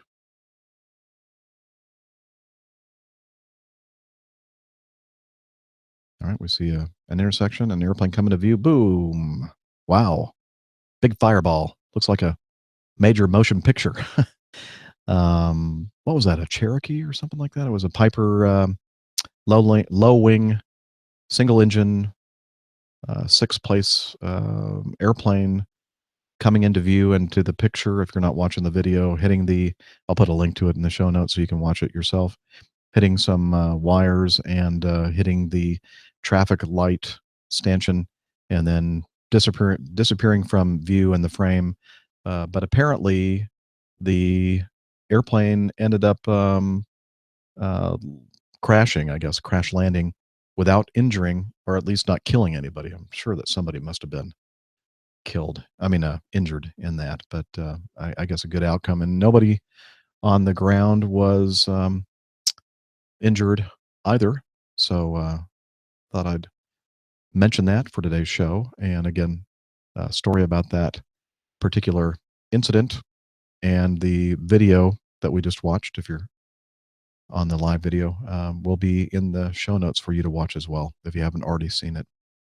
But not sure what the deal is with that. Looked like the engine was still running, the propeller was still turning. Not sure exactly what caused this accident, if it was overloaded or if they ended up stalling or what. I don't know.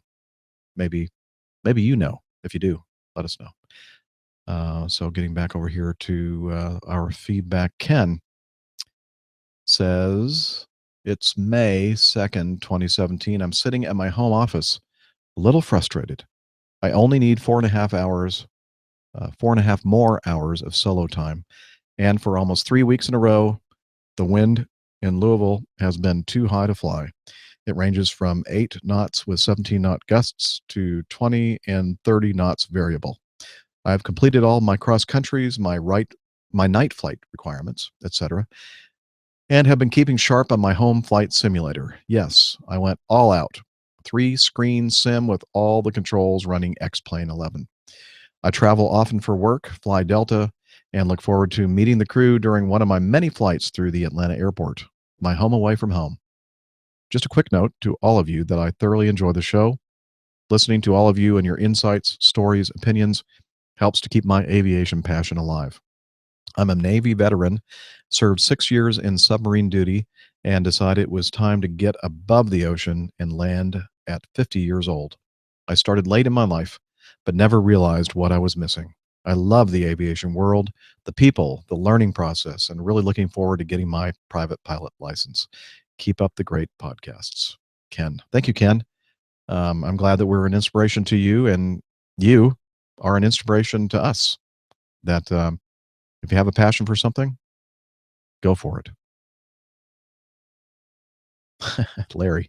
Larry Geezer sent a link to an article about an Israeli aircraft industries Westwind 1124 making an emergency landing at Sarasota Bradenton Airport. And again, this is one of those things that I have some video footage of, and again, that will be in the show notes, goes without saying, even though I'm saying it. And let me share the screen once more. And here we go. Let's see, I'm not sure if we have some audio with this or not. We're going to find out. Might be the news reporter here. So we're looking at a Westwind, Israeli Aircraft Industries twin engine bizjet coming in. The left main landing gear, here I'm going to stop it for a second. The left main gear is extended. It's down, but there's no tire. So apparently after they took off from their origin, they realized that somebody told them, I guess, that the tire was still at that airport and not with them. So the nose wheel is there. The right main gear assembly is just fine. It's the left side that has a little stick poking down with a little hub on it, but no tire. So it's always good to have rubber there, to kind of help with the friction on the runway and braking and keeping you from sliding off, etc. But apparently, according to the article, this airplane realized they had a problem, went out over the Gulf of Mexico and just held for a while, burning fuel, kind of lightening up the weight of the airplane as much as possible. Their original destination was Tampa International. I believe that's what the article said. And they decided instead to go to Sarasota Bradenton. Now, perhaps I'm misunderstanding something. Maybe they were going to another airport in the Tampa area, maybe not Tampa International. But I'm thinking, if it were me, I'd want to land this thing with the longest runway possible. And Sarasota Bradenton's runway is not as long as the runways at Tampa International. So I would have gone to Tampa International myself, because the more runway, the better, especially in a situation where you're not sure what's going to happen when the airplane touches down. The second thing, and I'll run the video here in a minute to see what happened. I would, in this situation, when I have good right main gear and good nose wheel, and I have a bad situation, no wheel on the left side, I would assume that the left side is going to create more drag. Okay, there's not a wheel rolling out there, and so I'm going to try to land on the side of the runway that correlates with the good landing gear. So I would have tried to touch down on the right side of the runway. Now, maybe it's different for this airplane. Perhaps this pilot, learned some other technique or whatever for where to land on the runway. But I would have given myself as much runway as possible to my left when I started braking to make sure that I could keep it on the runway. So me, again, I know I'm second guessing here. I would have gone to the airport that has a longer runway and maybe even a wider runway. And I'd also not landed on the center line, but moved to, in this case, the right side. So I'm going to hit the play button here, and we'll continue watching what happened. And he's getting close. Sorry, Josh. He's coming in close. Yes. He's about to touch down right now. Okay, he's over the overrun area, over the numbers, touching down. He's right on the center line. Okay, there's some look at the sparks. Sparks coming from the left strut. And, okay, now he's applying some braking. Now the airplane's kind of wobbling and sliding, and then they slide off the left side of the runway and kind of come to a stop at about a 45-degree angle from the runway heading. And then, of course, everybody comes out. Everybody's fine. Nobody got injured. It was a happy ending. Looks like the passengers all survived, and the airplane looks like they're going to be able to use it again. Maybe not right away. They're going to have to do a little bit of work on it. So it's a great landing. I agree with the commenter. It was a great landing, and but again, I just thought that might be interesting to see, and just kind of get my perspective on the whole thing and what I may have done differently. Again, it's so easy for us to be Monday morning quarterbacks or armchair quarterbacks.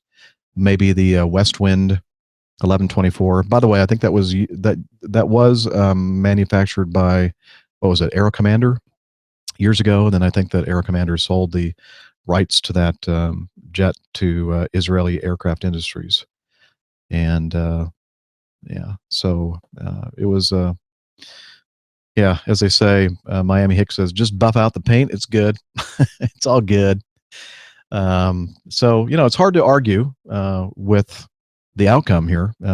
It was a good outcome. The airplane doesn't look like it sustained much damage. But again, I think that perhaps if he had landed on the right side of the runway, he would have had a little bit more latitude to keep the airplane going straight down the runway. Perhaps maybe not applying so much brake pressure right away, letting the speed dissipate a little bit more. Maybe he would have had a little bit more control. Now, one of the things about this particular airplane is they don't have ailerons. I mean, that's another thing I would be doing.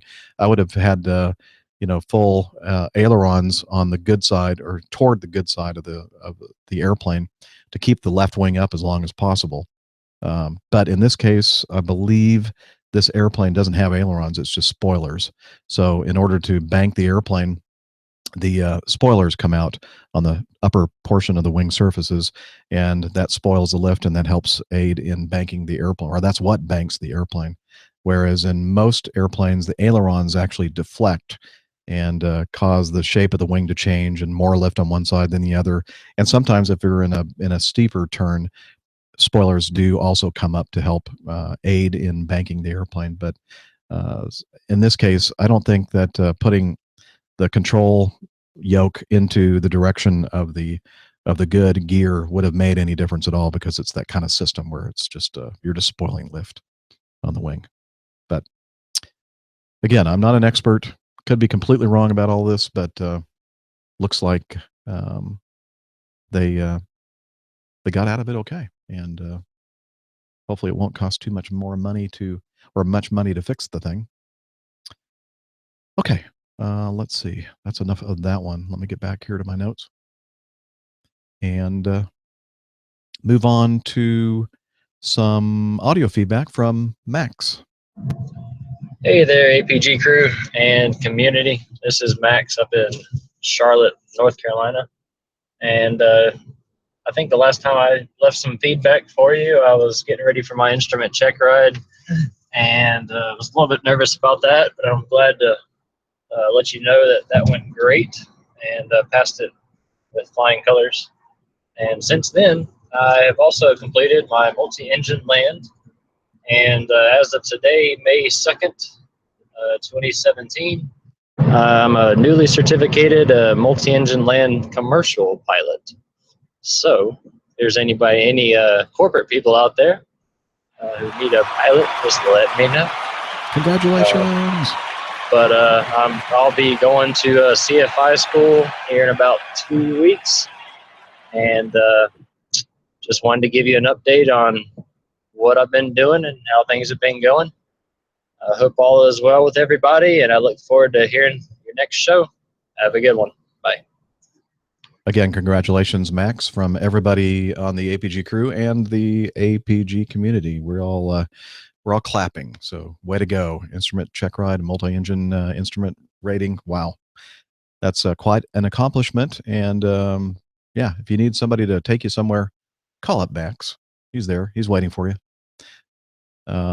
Thanks for listening, sir, and appreciate your feedback. Okay, here's a good one. Well, they're all good, of course. I don't have any favorites. David writes, just thought I would share my in-depth, hot off-the-press news article with you before it goes onto my website. And this is from David Grant, and we'll put a link to his outstanding, extremely funny website, davidgrantwriter.blogspot.co.uk. Again, don't worry about writing that down. Just look for it in the show notes. So, the article title, Pets for Panicky Pilots. In an effort to meet non-discriminatory standards in aviation, the Federal Aviation Administration has endorsed emotional support animals for pilots that are scared of flying. Yes, you heard us right. Pilots that are scared of flying. The chairman of the FAA, Michael Huerta, this is Michael P. Hurtya, announced yesterday that aviation must be more inclusive and that it needs to attract all sorts of people into its ranks. Although the take-up is expected to be small, a new psychological study may swell the numbers of emotionally challenged student pilots.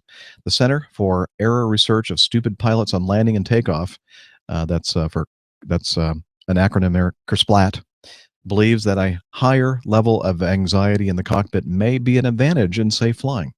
They're funding ab initio courses for the first 100 students who apply. These will be asked to bring their pets with them on the course and must first prove that they are highly unstable without them. Not one to miss an opportunity, Brian Air's CEO, Michael O'Reilly, said, I think this is a great idea. We're ready to welcome these new pilots and have plenty of room in the cockpit for pets as they can sit on the jump seats. In fact, I think some nervous passengers might find comfort in knowing that the pilot is more scared of flying than they are. Pilots at Brian Air are already referring to the cockpit as the poop deck. Ooh. O'Reilly added, I believe we may even be able to move some of these pets into the first officer's seat. Chimpanzees have been pilots for NASA, and they would probably be overqualified to fly, say, an MD-88 or MD-90. Very, very funny. Good one here. Let's see if I can find my laugh track. No, I don't have a laugh track all set up. But I'll put one in post, that's for sure. Wow, that is good. By the way, David has sent us stuff in the past, very, very funny stuff. And again, if you're a fan of satire like The Onion and other related sites, please check out his site, davidgrantwriter.blogspot.co.uk. And I think you'll be laughing your head off, as I was last night when I was reading through a lot of his posts. And the other thing I wanted to mention is David is also a good friend of Captain Jerry. So we haven't heard from Captain Jerry in a while, but just thought I'd throw that one in there as well. Okay. Let's see here. I told Nick that I'm going to wait to play his Plain Tales for when he's on the show. So we're not going to have a Plain Tales on today's show, sadly. And but don't you worry. We're going to have one next week. It'll be an interesting one for sure. I guarantee it. But we do have Brandon. Brandon sent some audio feedback. He's a new listener, so let me play his feedback. Hey there, Captain Jeff and the APG crew. This is Bravo Golf from Podcasting on a Plane with some audio feedback. Thank you guys so much for all that you do in aviation podcasting. I'm an ATC tower controller here in Southern California, and I commute to my facility each day in our famous Southern California traffic. One of my favorite ways to pass the time is by listening to the APG podcast. As a matter of fact, I've long been toying with the idea of podcasting, and listening to you guys talk about how things are on your side of the cockpit door has inspired me to finally pick up a recorder and begin doing one of my own about how things are on my side of the mic. Now, I work at a busy general aviation airport, and it's not served by Acme or Acme Red, but Acme does serve a few airports nearby. So the next time you guys are mad dogging in the Southern California area, let me know. I'd love to share my side of things with you and buy you a real cup of coffee. Or better yet, I live in a mecca of craft brewing, so the next time you guys are out this way, the IPAs are on me. But until then, I wish you guys blue skies and tailwinds. Thank you again so much for all that you do, and may all of your flights be flow control free. Good day. Oh, wouldn't that be nice? Flow control free. Flow control free. There we go. Thank you, Brandon, for the feedback. I'm glad that you're out there, and I'm glad that we inspired you to start your own podcast. And here's a little bit of a snippet of Brandon's first episode. By the way, I think he already has 3 or 4 of them in the can, and we'll put a link to his great show like you need another aviation podcast, right? But this might be one to take a serious look at. So let's listen to a little bit of Brandon's first episode, which just sounds awesome to me.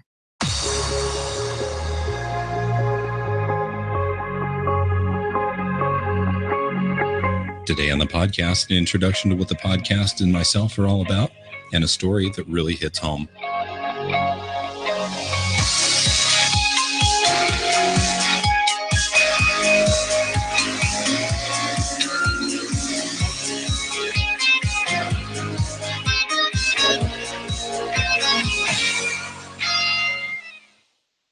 Okay, here we are, podcasting on a plane, episode number 1. Now, this is something I wanted to do for a long, long time, and I'm so excited to finally be able to share it with all of you. And you know, it's a bit funny. Just as I hit the record button for the first time right now, I actually got a little bit of mic fright, which is really funny because I've been broadcasting over VHF Airways for over 2 decades live, where I can't edit it. But anyway, this is going to be a lot of fun. So since this is podcast number 1, I wanted to share a bit about me and where I come from. And one of the ways I want to do that is by sharing a little bit of a story. Now, we'll get to that a little bit later, but I think the story is going to strike a nerve with just about all pilots. It sure does with me. And at the end, I'll tell you why. But this story has a great deal to do with why I decided to become a pilot and why I decided to make aviation my career. Okay, a little bit of a tease. You need to listen to the rest of the episode, and it's not a long one at all. It's like maybe 13, 14 minutes, but he tells this story that you don't want to miss. So again, the name of the podcast, I don't think I've mentioned that yet, is Podcasting on a Plane. And again, we'll put the link to this in the show notes. He's on iTunes, and I believe he has 3 episodes already as an air traffic controller and a pilot. And he's putting out a podcast. And Brandon, great pipes, man. Great voice. Okay, let's see. Continuing on, another podcaster sent some audio feedback. Oh, we've heard from Nick Knack Jack before. Hey, Airline Pilot Guy crew, Dr. Steph, Captain Nick, and of course, our main man, not our main man, but Micah out there somewhere, but Captain Jeff and our new first officer, whose name I keep forgetting. I will remember it eventually. I'm sorry. But at any rate, I'm sitting here on the ground in Atlanta in my 777 because Travel World Airlines is going green these days and not flying our 74s as much. But at any rate, I noticed that my planned departure going northeast bound is the Plumber 2 departure. So I must be going to see Dr. Steph. I'm actually going to Madrid, but I'll probably be going over Charlotte at some point. So hi, Dr. Steph. Keep up with the great podcast, and I'll talk to you guys soon. Bye. Did he say going green? We're going green. We're going green. We're gonna take care of the earth. We're going green. All right.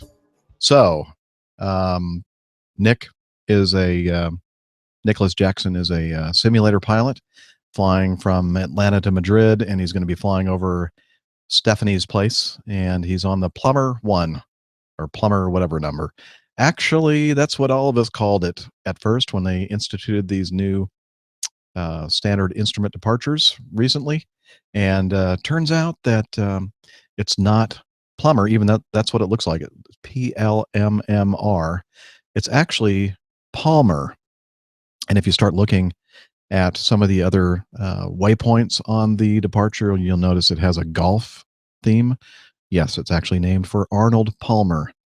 And so when you are at the ramp and you're requesting pushback from your gate, and you talk to the ramp tower and you tell them what gate your flight number, the gate at which you're parked, and your SID, in this case, the Palmer one, or if you say plumber, they'll come back and say, Roger, so-and-so flight with a Palmer.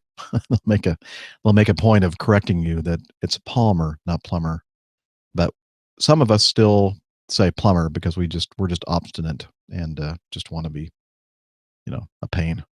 But anyway, should be plumber because it's going very close by Dr. Steph's place. That's her last name. So thank you. Excuse me, Nicholas, for your feedback. I think the corona is actually starting to object to my talking, as I'm sure that many of the rest of you are as well. Somebody was asking, I think it was Jen, how does it feel to be on your own? Yes, it has been a while, Jennifer. It does feel weird. And I'm trying to get my land legs or sea legs or whatever, doing this on my own. But it's going all right. Look, I've knocked out so much feedback already, and we're not even at the 2-hour point.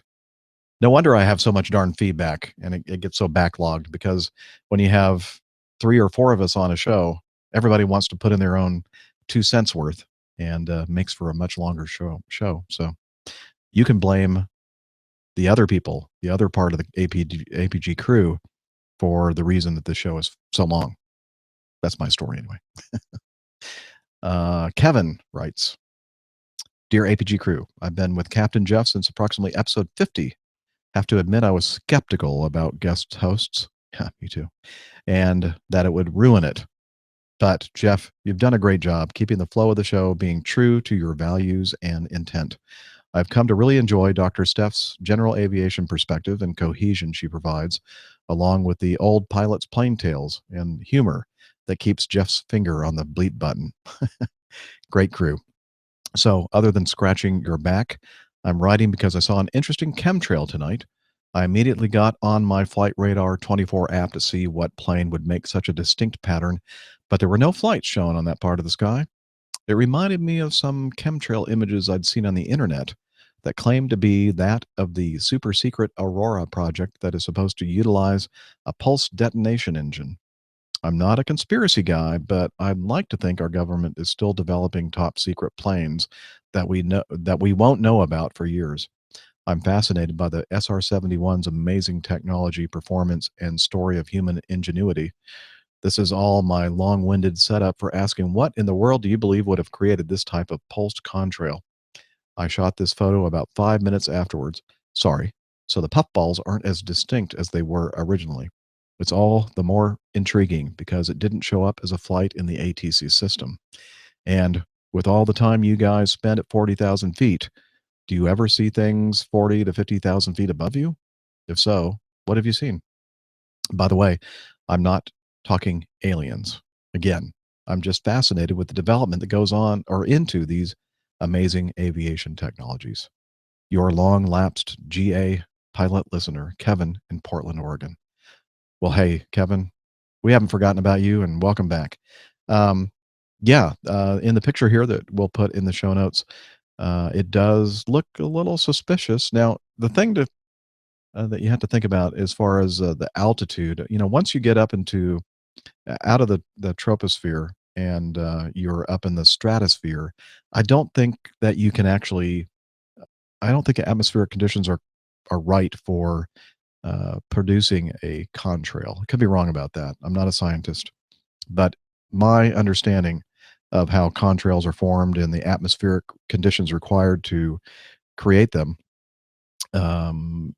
is that it's got to be in the troposphere. So, airplanes flying, if we're at 40,000 feet and an airplane flying 40 to 50,000 feet above us, like let's say 80, 90,000 feet, they're not going to, again, as far as I understand, not going to be putting out a contrail. So you're not going to be able to see them. So I mean, even if they're directly above you, I just don't, unless you happen to be looking at the right place at the right time. So no, my answer is I've never seen anything. The only thing I've ever seen, now that I'm thinking about it, let me think about this. I remember flying the 141 across the Atlantic and seeing Speedbird, and the only reason why I saw him was because of his contrail, and I think he was up around, I think the Speedbird was up around what, 60, 65,000. So unless the troposphere that day was that high, perhaps I'm wrong about all that. Maybe you can spin a contrail up at higher altitudes in the stratosphere. I don't know. Maybe there's a meteorologist or a scientist out there that is screaming at me right now saying, "You don't know what you're talking about," and that person would be right. So, don't know what else to say about the contrail thing, but I have seen the same pictures that you've seen, Kevin, on the internet with the puffs, the puff contrails, and the theory that associates it with the Aurora project. And I'm like you, I know for sure. I mean, I don't know for sure, but I certainly have a strong feeling that our military or scientific or whatever you call it community are out there, making something, better, greater than the SR-71, and I'm sure they've been working on it for years, and it's probably been flying out there for a while, and we won't know about it until who knows when. And then when we do hear about it, just like all these other airplanes that are amazing, they'll tell us, "Oh yeah, we've been flying that thing around for the last 15 years or something." So I hope, like as you do, that they are coming up with something cool and super high tech that we'll learn about in the future. And who knows? You may have snapped a picture of the contrail from this thing. Thank you, Kevin. Here's some good news, as opposed to all the horrible news of bad behavior of passengers, etc., aboard airplanes. Here's some video that was taken on or in the cabin of an airplane recently. And as I said, it's a feel-good story. So it's going to be one of those where I'm going to play some video. And again, if you're listening to the audio only, you'll hear the video or the audio of the video. But if you want to actually watch it, you can click on the link in the show notes and take a look yourself.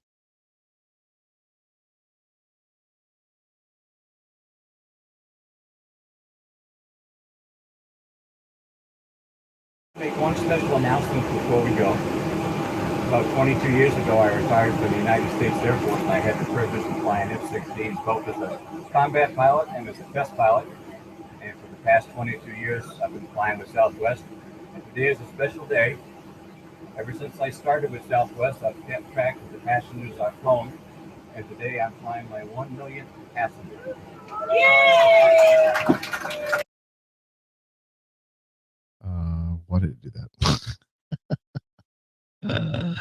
Okay, let me try this again. Got to reload.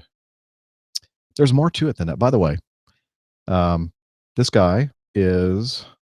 Make one special announcement before we go. About 22 years ago, I retired from the United States Air Force, and I had the privilege of flying F-16s, both as a combat pilot. Okay, I can stop again.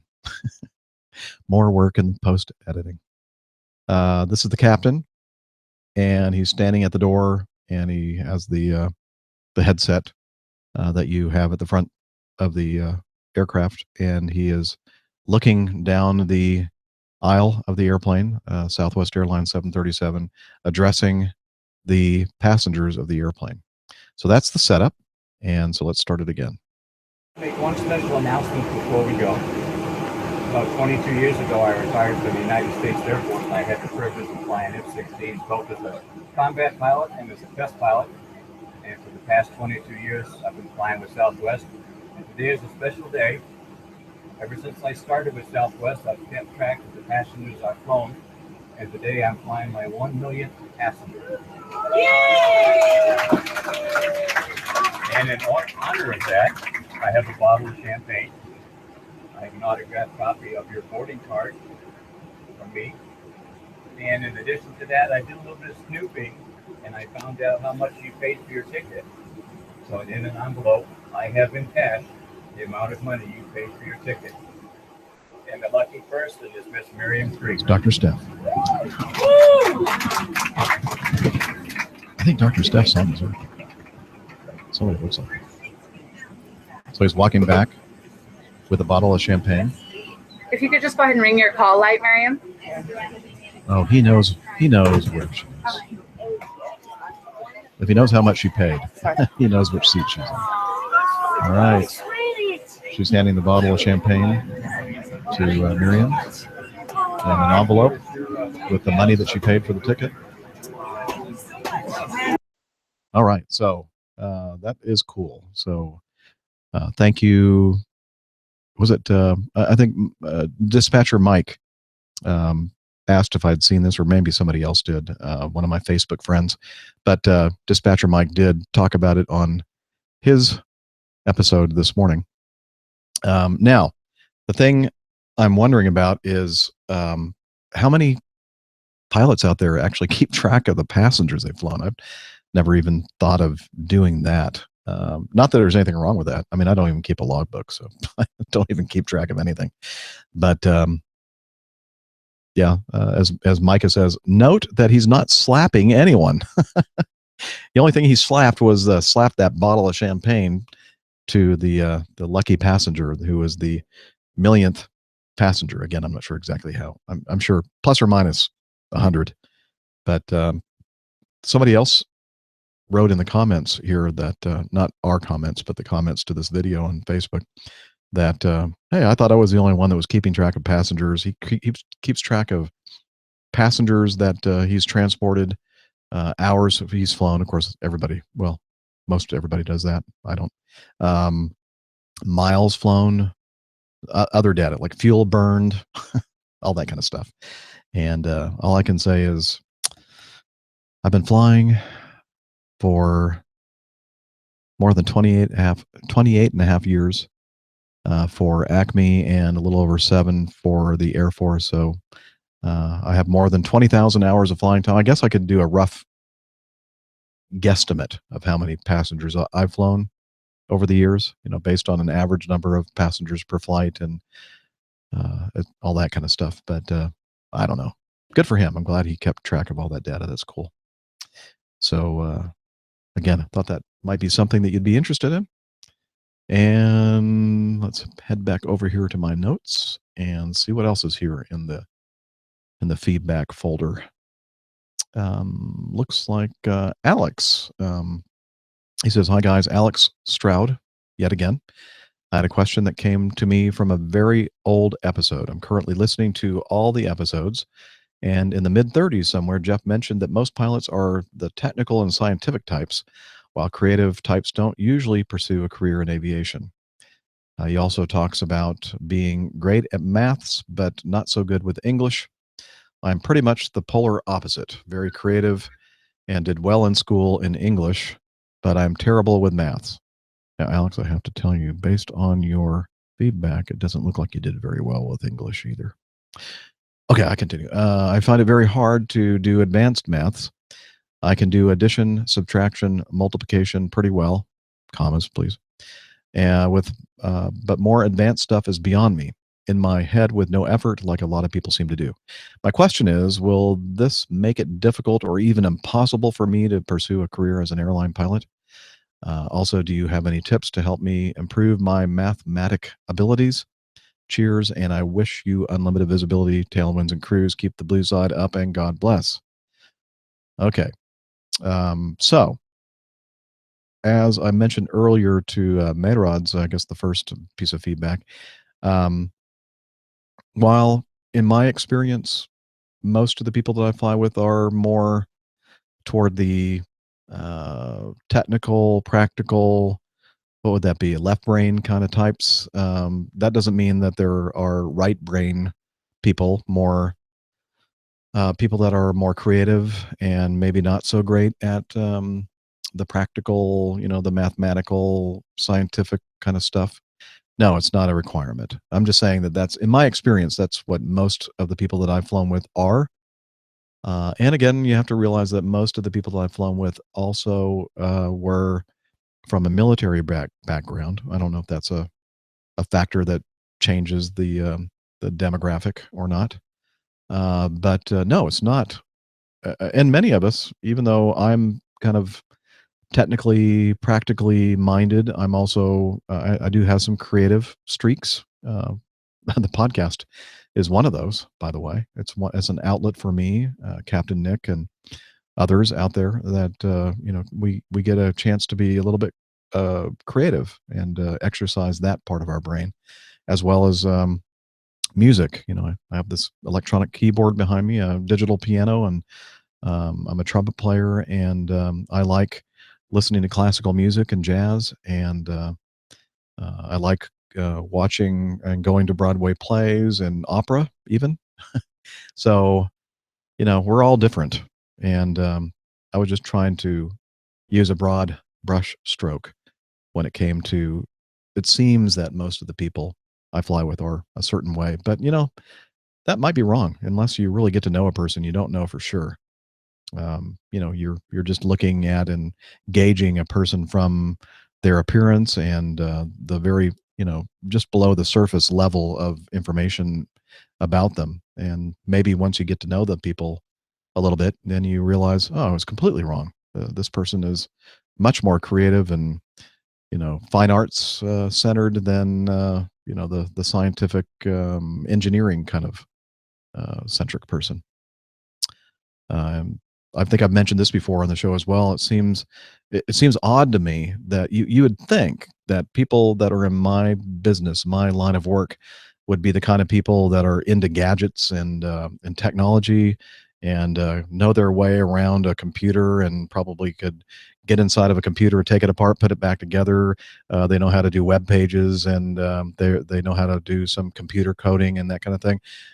No, in fact, a very large percentage, in fact, a striking percentage in my mind, of people that I fly with are just almost Luddites when it comes to technology.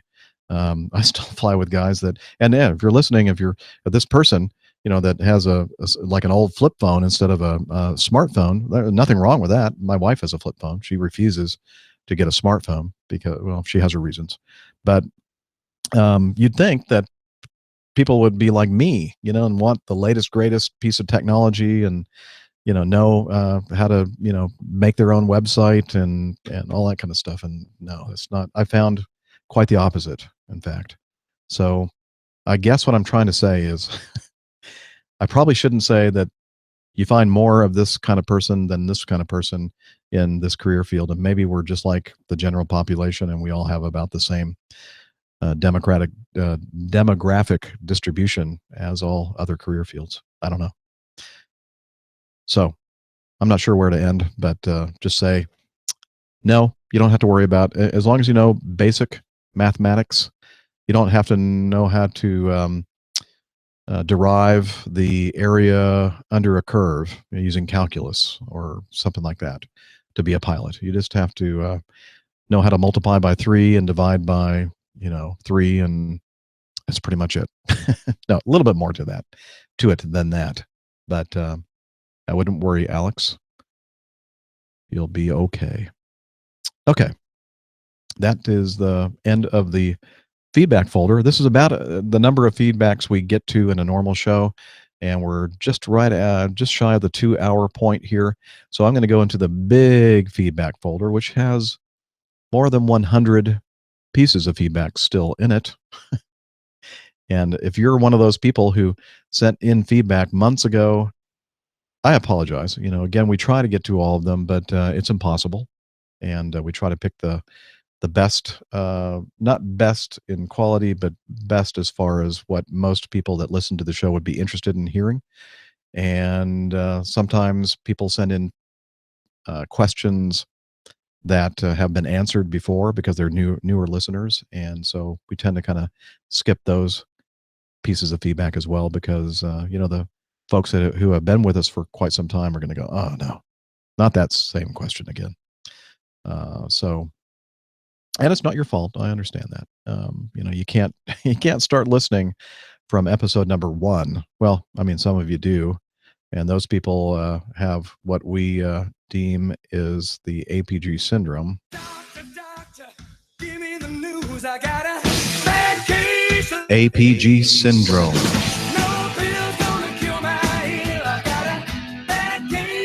APG syndrome. And I know the APG syndrome can be contagious, but not everybody suffers from it. And we don't expect you to go all the way back to the beginning. This is episode 270. And I'd say over the years, it probably averages out to about an hour and a half to 2 hours per episode. So that's a lot of time out of your life to spend listening to these things. So I understand if you're asking a question that may have been asked before and that we don't want to tackle again. Just, hopefully you'll understand that we're not going to be able to get to everybody's feedback. That's what I'm trying to say. Okay. Breathe, Jeff. Let's go here and look at the big stack of stuff. And let's see. A couple of these we already kind of addressed in the beginning of the show, in the news section and intro section. So I'm going to skip those. Let's see. Spencer says, in regard to the guy that was kicked off using the restroom, have you ever had to kick a passenger off an airplane? And again, we don't have the whole crew here, just me. And fortunately for me, I have yet to have to kick off a passenger, kick a passenger off the airplane.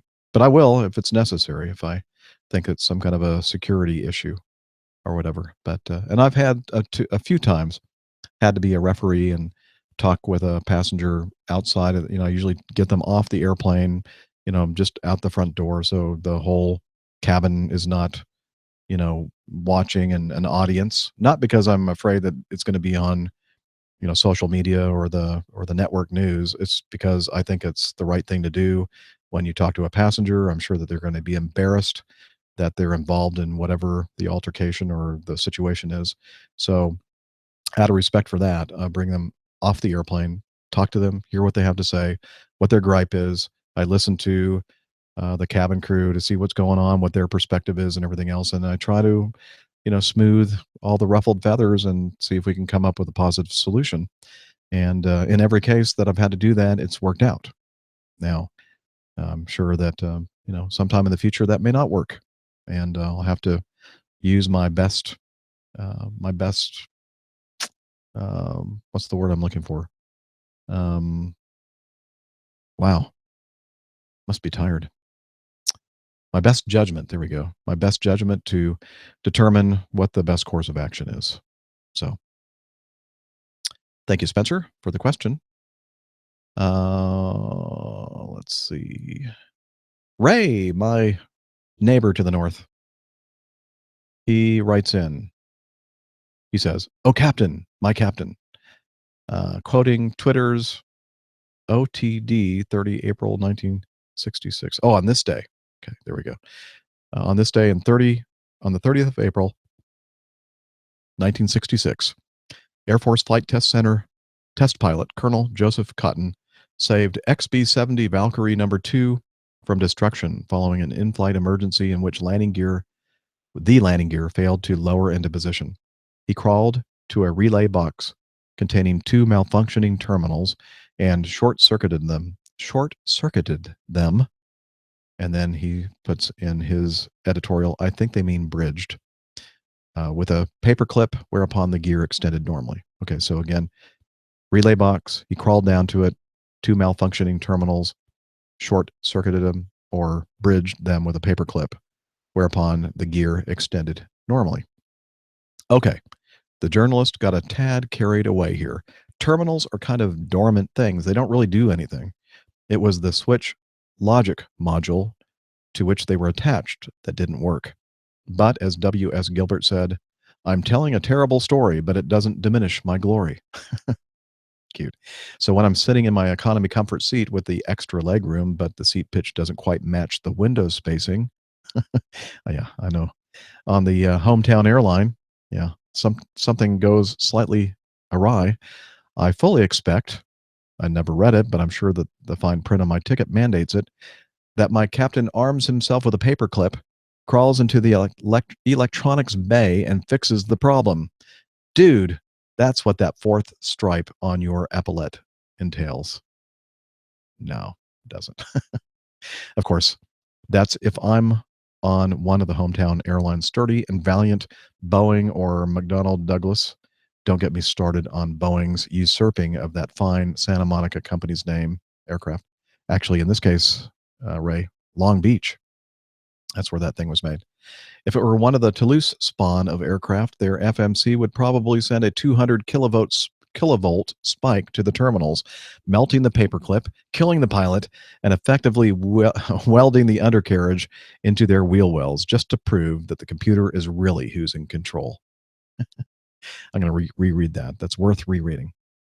If it were one of the Toulouse spawn of aircraft, their FMC would probably send a 200 kilovolt spike to the terminals, melting the paperclip, killing the pilot, and effectively welding the undercarriage into their wheel wells, just to prove the computer is really who's in control. Just saying. Ray Williams, Alpharetta, Georgia. Thank you, Ray. Always good to hear from you. And can you tell that Ray is one of those kind of engineering, practical kind of guys? He knows a lot of this technology, knows when they're BSing us when it comes to short-circuiting terminals. Most of us would have not noticed, but Ray does, because he's an attention to detail kind of guy. Thank you, Ray. Always good to hear from you. This one, Danielle sent something in about Airbus beeping, those noises that you hear from the cockpit. I cannot answer that one. I don't know. So we'll let Captain Nick answer that when he gets back next week. Let's see. That one's another one that I think would be best answered when we have the whole crew with us. A question about antidepressants from Alex. And again, I'm not a doctor. Dr. Steph's going to have to answer that one. Wow, I'm going through here and there are a lot of them that looks like we need input from some of the other APG crew. I can talk with this one, I think. Devin wrote in, Devin McLean from Sacramento. You know, we talked about this crash out there in the Sacramento area of the U2. It was one of the only two-seat U2s remaining, I think, or maybe the second to last one. I'm not sure. Anyway, there was a training flight with a U2. I think they call it something other than the U2, but anyway, it's a U2 that's like a twin-seat trainer, and they were doing some training. It crashed short of the runway, and this article in the Sacramento Bee, the sacb.com, kind of talks about the fact that they've learned that it was the instructor pilot that did something wrong with his attempt to recover the airplane. It was not a mechanical error, it was a pilot error. And if you want to read all the details about that, I'll put that link in the show notes. Let's see. That's some more for Captain Nick. Dun, dun, dun. This one's kind of for Dr. Steph. Wow.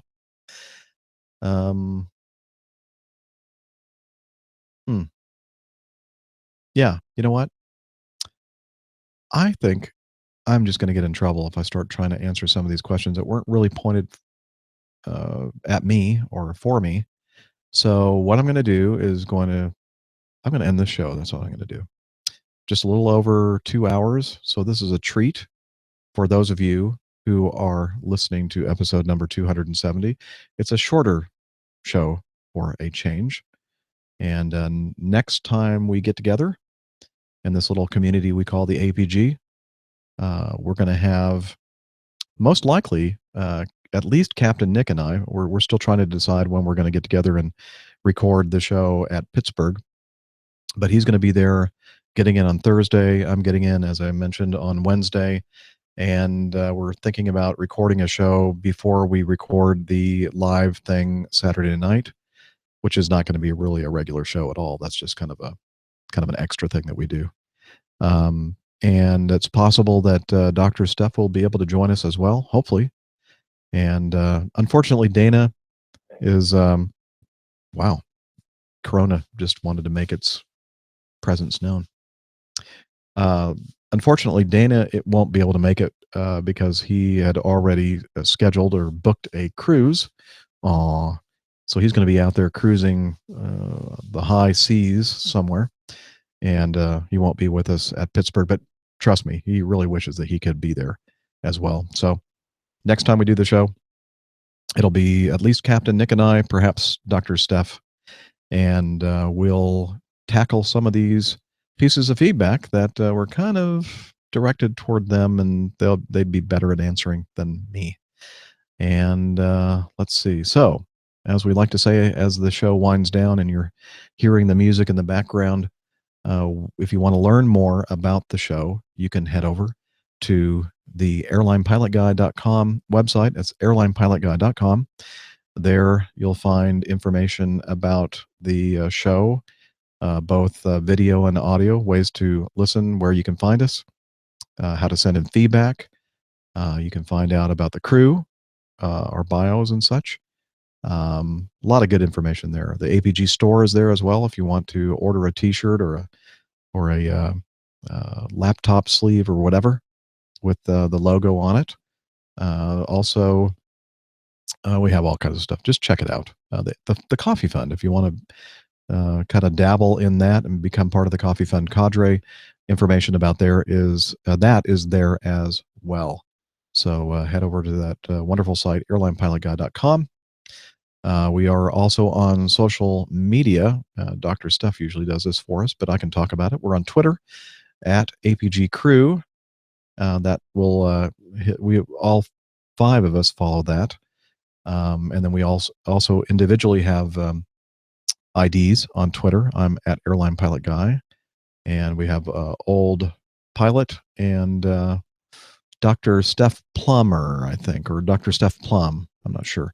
On the Twitters, and we also have a web page. a Facebook page, Airline Pilot Guy. So it's just facebook.com/Airline Pilot Guy, and we're also on Slack.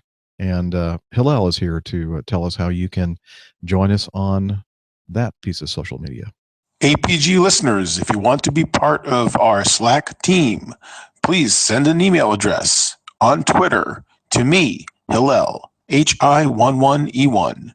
Over on Slack, we plan events, we plan meetups, we talk about the episodes, we gather feedback. If you want to be part of the team, send me a tweet. See you there. Thank you, Hillel. And I'm going to see him there at Pittsburgh next week. He's flying in. And let's see what else. We have apps, both for the iOS and Android platform. Information about that can be found at airlinepilotguy.com. And you can look in the show notes for this week's episode for more information about that.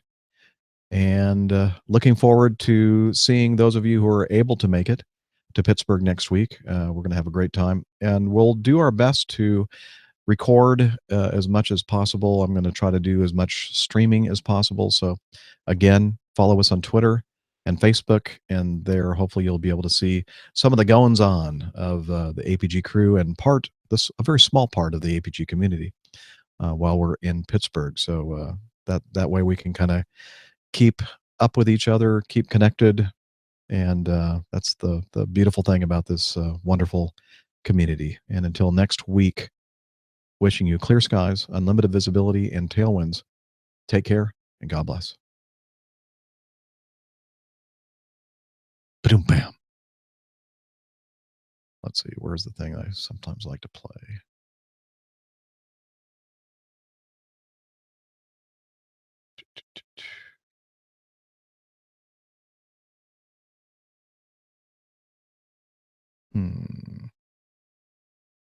Where is that?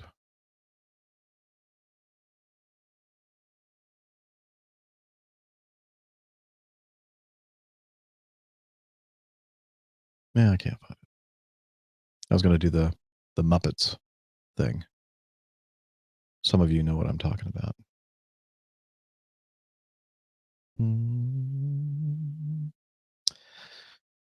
I don't know where it's hiding. Too many sound clips, that's for sure.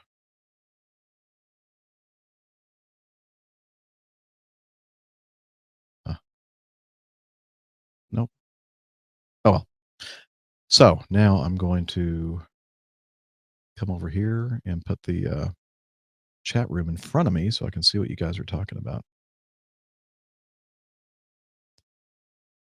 Talons and Douglas, that's right. Talons, Douglas. Jeff, nice to see you again. My main man, Micah, good to see you. Good night, Rebecca. We'll see you in about a week.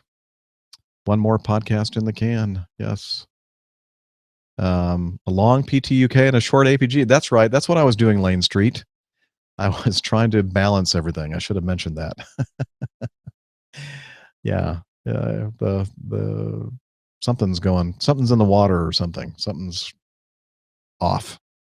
But anywho, good to see you all. Thanks for keeping me company and making me feel like I'm not completely alone, because I'm not. And when you guys are there, it's always comforting. And I guess, let's see. So dinner Wednesday night? Yeah, Micah, absolutely. That's what I'm planning anyway. So you know what? It's all going to depend upon. It's going to depend upon if I can get all these shirts printed in time to fly up on Wednesday. I've done this before. Now, those of you who are watching live, I don't know if Mike Kuipers is still there and any others from the old days at SQPN. They may remember, I don't know, it may be before their time. The first CNMC, the Catholic New Media Conference, was held here in Atlanta, and it was an exciting time for the StarQuest Production Network, a Catholic production network that I used to be very involved with. In fact, they're kind of responsible for, the whole creation and, well, not creation of, but the reason why I started podcasting was because I was involved in the Catholic Broadcasting Network, SQPN. And some of you may remember that that was our first annual, we didn't realize it was going to be an annual thing, but a conference, a new media conference, to kind of let people know how they can become involved in new media, and specifically in this case, Catholic new media. And I was excited because I just started doing this screen printing thing, and I have screen printing equipment still here in the basement, which my wife wishes I'd get rid of, and I will, I guess, eventually. Anyway, so I said, hey, why don't I make up some t-shirts? Because, usually when you go to conferences, you get a t-shirt, right? Hey, I went here and I got the t-shirt. So I said, I can print some t-shirts. And I forgot how many I made, but it must have been hundreds of t-shirts. And while everybody was getting together, coming in from all over the country, all over the world, actually, to meet up, I was here in my basement in front of my screen printing equipment, printing t-shirts for I don't know how many hours straight, but I got very little sleep while all this fun and frivolity was going on in near the airport at the Georgia International Congress. What do they call that? Georgia International Convention Center, near the airport there. While everybody was having all partying and having a great time, I was up printing t-shirts, and I missed all of that. I mean, I was there for the conference itself, but I shouldn't have done that. I bit off more than I can chew. So I hope I didn't bite off more than I can chew for this, but it's only about 50 shirts or so, 50-ish. So it shouldn't take me too long. And it's not screen printing, it's heat press. That's a little bit faster. So I should be able to knock these things out. Hopefully I'll get the shirts in on Monday. And I hope that the transfers will be in by then as well. I'll start pressing, I guess, on Monday. Hopefully I'll have them all finished by Tuesday, and then I can pack up and head out on Wednesday for Pittsburgh. So, yes, Mike, Mike Kuipers, you were part of the community back in 2008, weren't you? I think that was the first. Yeah, that was the first CNMC, 2008. The following year, we were in San Antonio. 2010, we were in Boston, I think. I know that Mike, didn't you come to one of those, Boston? I don't remember now. I know that your lovely wife did. think that was the year that I met her. 2011, I think we were in Kansas City. And then I think 2012, we were back in Boston. 2013, what am I missing? Last one we did was back in Atlanta where we began. Yes, but he didn't attend. Okay. Anyway, I'm sorry. I'm going back into an area that nobody really cares about. Sorry. Let's see. How many do you need to make for next week? As I said, around 50-ish, I think. 50 to 60, maybe. What else? And normally when I go to get the shirts, I go to the warehouse myself because it's on the other side of town, but I can drive over there. I don't have to pay for shipping. And in this case, I didn't have to pay for shipping either because these shirt, that's another thing. These camo shirts are about 3 to 4 times more expensive than just a plain t-shirt. So because they're a little bit more expensive than a normal shirt, and because I ordered about 50 something shirts, my freight is free. I don't have to pay for shipping. So, and by the way, the company that makes these things, or at least the big warehouse for them, is on the other side of town, and they're drop shipping from their factory warehouse over to my house. So hopefully they'll come in tomorrow or Monday, and I could get to work on them. Thank you, Michael. Yeah, he knows that I've been making CNMC SQPN shirts for quite some time. In fact, I made a special one for Mike, because Mike, we always used to call the mayor of SQPN. So you didn't realize, folks, that you have celebrity right here in the chat room. Mike Kuipers is the mayor of SQPN, and I made up a shirt for him, a special, one of a kind, actually 2 of a kind. I made one for Denise as well, and they say, Mayor SQPN. Let's see, what else? Any more questions about next week? You lost that shirt, Mike. I'm not even sure I still have the design for that. I'm trying to remember exactly what it looked like. If I find it, maybe I can print out another one. Although I don't do a lot of printing anymore. I've kind of, I was doing printing to kind of make up for some of the income that I lost after we went through bankruptcy, and my pay got cut 46%. And so I came up with this brilliant idea. I would be a t-shirt printer, and I was going to make all kinds of money. No, that didn't happen. I need to find a sound effect. So yeah, here we go. Yeah, not so much. I found out that while, I love the creative aspect of printing, I didn't like the actual printing part of the printing because it gets tedious. And also I realized that doing jobs for church groups and Boy Scouts, Cub Scouts, Girl Scouts, that kind of stuff, is very labor intensive if you're the only person doing it. And you don't really make that much money doing it, because I was trying to help out these people. I was always giving them a much lower price than a regular commercial printer would give them. So I was basically shooting myself in the foot when you think about it. And I finally realized that that what I had was not a business, but it was a serious hobby, kind of like this podcast. It's a serious hobby, not a business.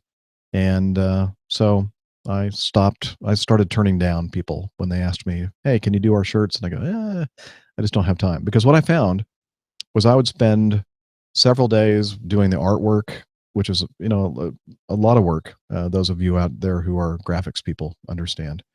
Because when people come up to you and say, we'd like a shirt with this design on it, and they give you like a bitmap image. Well, you can't use a bitmap image for screen printing. You got to have a vector image. So I had to do all the work, to fix all the art. And then by the time I got all that done and burned the screens and started doing the printing and the curing and all that stuff, it was a lot of time. And I thought, wait a minute.